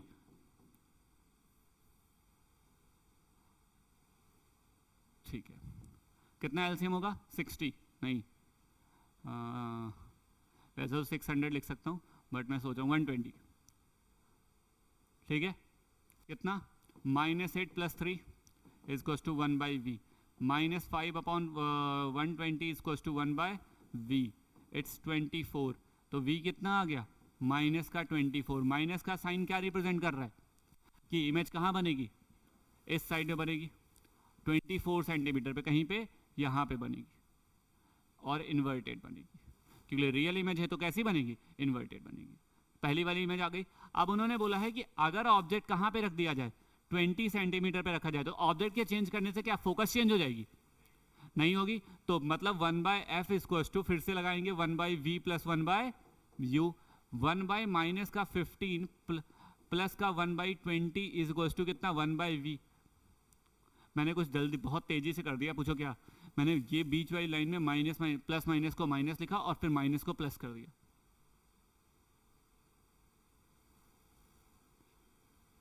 If the object is displacing through a distance of 20 centimetre towards the mirror, पहले कहाँ पे ऑब्जेक्ट रखा था? 40 पे, सही तो लगा है? हाँ हाँ, मैंने है ना, तो वही तो बताया अभी, तो इसीलिए तो बता दिया ना मैंने, बीच के 2 स्टेप हटा दिए। क्या हुआ? पहले ये 40 पे रखा था, देखो देखा, अब ये 40 से डिस्प्लेस हुआ 20 पे आ गया, तो 20 का मतलब कहीं यहाँ पर आ गया होगा, इधर देखो यहाँ पे आ गया होगा। अब इसकी इमेज कहाँ बनेगी ये बताया गया, ठीक है। अब देखो जरा, इस कितना हो जाएगा? 60, तो माइनस का 4 प्लस का 3 इज टू 1/v, तो v की वैल्यू कितनी आ गई? 60, माइनस का v कितना आ गया? माइनस का 60। माइनस का 60 मतलब कितना? यहाँ 40 था, इधर कहीं पे बने। पहले कहाँ बन रहा था? 24 पे, अब कहाँ बन रहा है? 60 पर, तो बीच की डिस्टेंस कितनी हो गई? 36, ठीक है। तो 36 सेंटीमीटर डिस्प्लेस कर दिया गया। नहीं है समझ? कहाँ छूटा?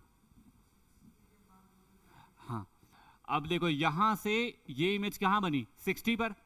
यहाँ से ये इमेज कहाँ बनी थी? 24 पर।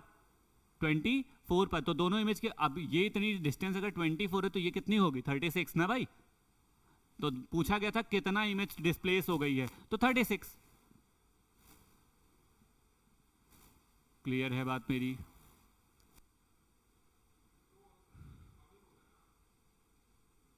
नहीं नहीं, पास में थोड़ी ना, अवे ही है, ऑब्वियस बात है।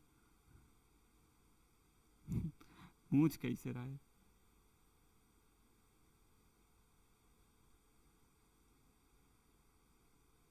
चलो क्वेश्चन नंबर 14 देखना। 2 प्लेन मिरर आर इंक्लाइंड, अभी ये नहीं पढ़ा है, image formation, number of images.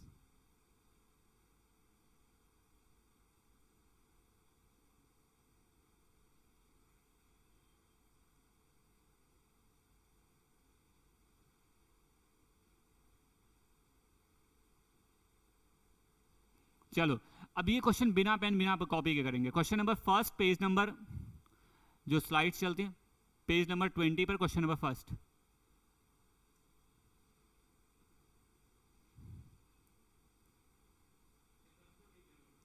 हाँ नहीं नहीं नहीं, पेज नंबर फर्स्ट भाई, फर्स्ट पेज नंबर, पहले तुम 20 पे पहुंचो, MCQs खुलेंगे, उसमें question number first, N object is placed at a distance of 40 centimetre in front of a concave mirror.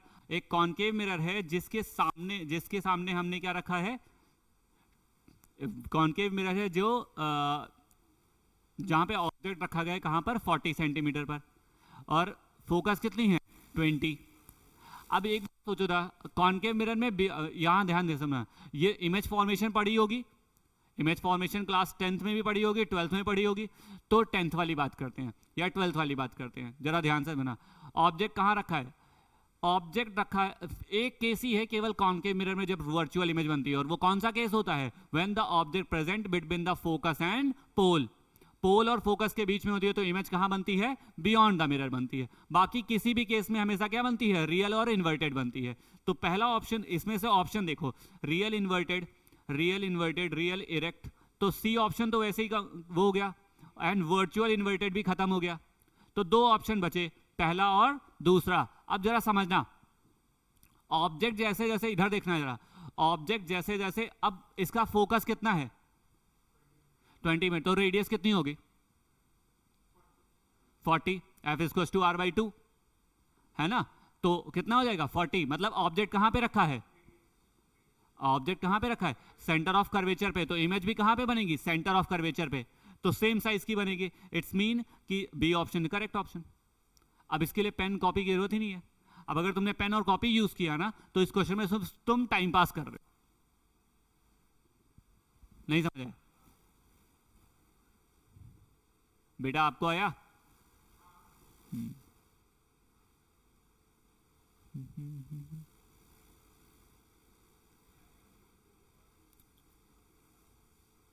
फिर से बताऊं क्या,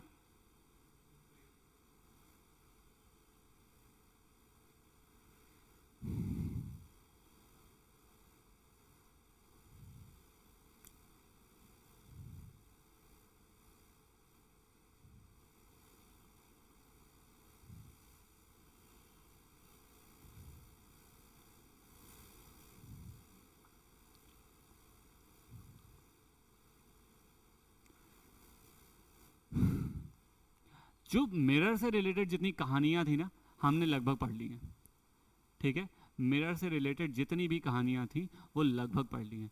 अब एक दो चीज बची है, एक बचा है image formation by the plane mirror, by the plane mirror when two mirror are inclined, दो मिरर अगर इंक्लाइंड है तो, ये अगली वाली क्लास में करेंगे, और वहां से अगली वाली क्लास में रिफ्रैक्शन खत्म करेंगे, ठीक है।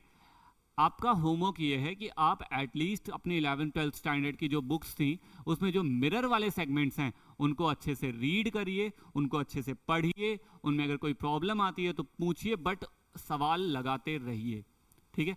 अब यहाँ से 2 से 3 सवाल मैं वो लिखता हूँ जो थोड़े से मतलब तुम्हारे कॉमन सेंस को चेक करेंगे। जैसे मैच द फॉलोइंग आता है कि m की वैल्यूज के रिगार्डिंग मैच द फॉलोइंग आ जाता है कभी कभी, ठीक है। अब m की वैल्यू जो है ना वो काफी है, जैसे प्लेन मिरर में मैंने बताई दी कितनी होती है 1, ना 1 से कम हो सकती है ना 1 से ज्यादा हो सकती है, 1 ही होगी। अगर 1 के अलावा कुछ लिखा है तो वो क्या है, गलत। 1 के अलावा कुछ भी लिखा है तो रॉन्ग, क्योंकि हमने वो प्रूव भी कर दिया कैसे आता है 1, क्लियर है।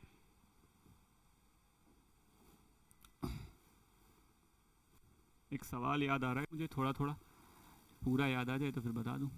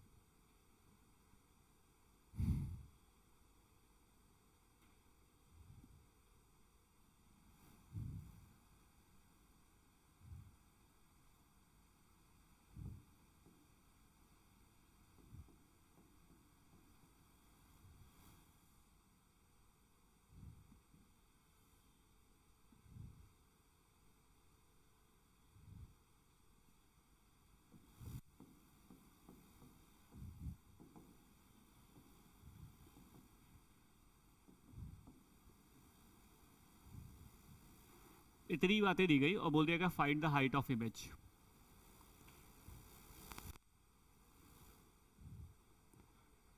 कितनी देर, इतनी देर में आंसर आ जाना चाहिए था सवाल। हाँ, इतनी देर में आंसर आ जाना चाहिए था, क्योंकि ऑब्जेक्ट को कहाँ रखा गया, फोकस। ऑब्जेक्ट को जो रखा गया वो, ऑब्जेक्ट को जो तुम्हारे रखा गया वो सेंटर ऑफ कर्वेचर पे रखा गया, ठीक है। कैसे पता मेरे को, f की वैल्यू कितनी है 15, 15 का डबल कितना होगा 30। ऑब्जेक्ट को कहाँ रखा गया 30 पर, तो इसका मतलब ऑब्जेक्ट कहाँ पे आया, सेंटर ऑफ कर्वेचर पर। अगर ऑब्जेक्ट सेंटर ऑफ कर्वेचर पे है तो इमेज कहाँ बनने वाली है, फोकस पर। इमेज कहाँ बनने वाली है, सॉरी सेंटर ऑफ कर्वेचर पर, और सेम साइज की बनने वाली है। तो दैट्स वाई ये ऐसे सवाल पूछे जाएंगे। अब ये सवाल में मैंने डायग्राम बना दिया तो आसान है, डायग्राम बिना बताए पूछूंगा तो फिर मुश्किल है, क्योंकि तब लैंग्वेज बनेगी, ठीक है। तो जब याद रखना कि कोशिश करो कि सवालों के डायग्राम्स बन जाएं। अगर नहीं बनते हैं, कसम ही खा रखा है नहीं बनेगा, तो फिर छोड़ के, फिर मतलब छोड़ने का मतलब ये नहीं कि क्वेश्चन छोड़ दो, मतलब है कि डायग्राम मत बनाओ, फिर सवाल लगाने की कोशिश करो, ठीक है। अब और हर सवाल के डायग्राम भी मत बनाने लगना कि पता है फोकस पता है 15 और यू पता है तो तुम डायग्राम बनाओगे, नहीं, इतना टाइम नहीं है बॉस। वहां पे तुम अगर बिना बनाए निकाल सकते हो। और ऐसे सवाल आएंगे जो पेपर में तुम्हें डायग्राम तुम्हें लगेगा तुम्हें जरूरत है लेकिन नहीं पड़ेगी, ठीक है।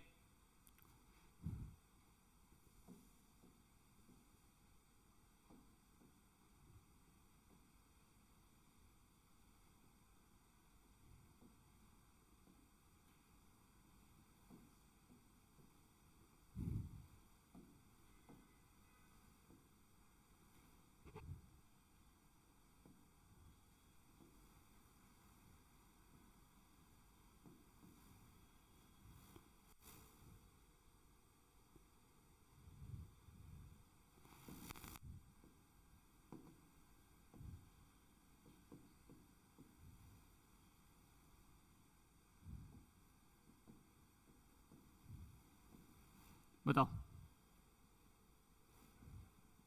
वो इमेज बताओ।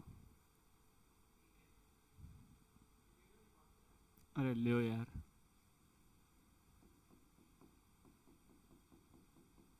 नहीं नहीं उल्टा कर दिया, इधर पॉलिश है,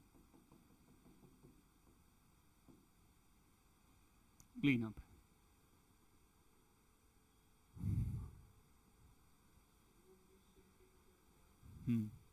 फोकस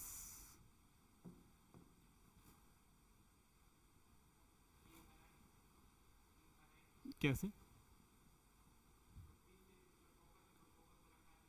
इनफाइनाइट उधर, इधर फोकस तो इधर है।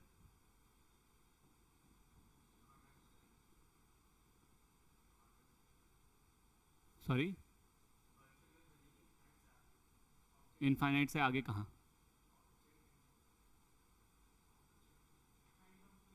इट्स इमेज इन्फिनिटी बनेगी, क्योंकि कॉन्वेक्स लेंस में दो फोकस होती है, याद आ रहा है। मिरर में एक वर्चुअल फोकस भी होती है जो इस डायरेक्शन में होती है, ठीक है। तो ऑब्जेक्ट कहाँ पे रखा गया है, फोकस पर, तो इमेज कहाँ बनने वाली है, इन्फिनिटी पर। इमेज कहाँ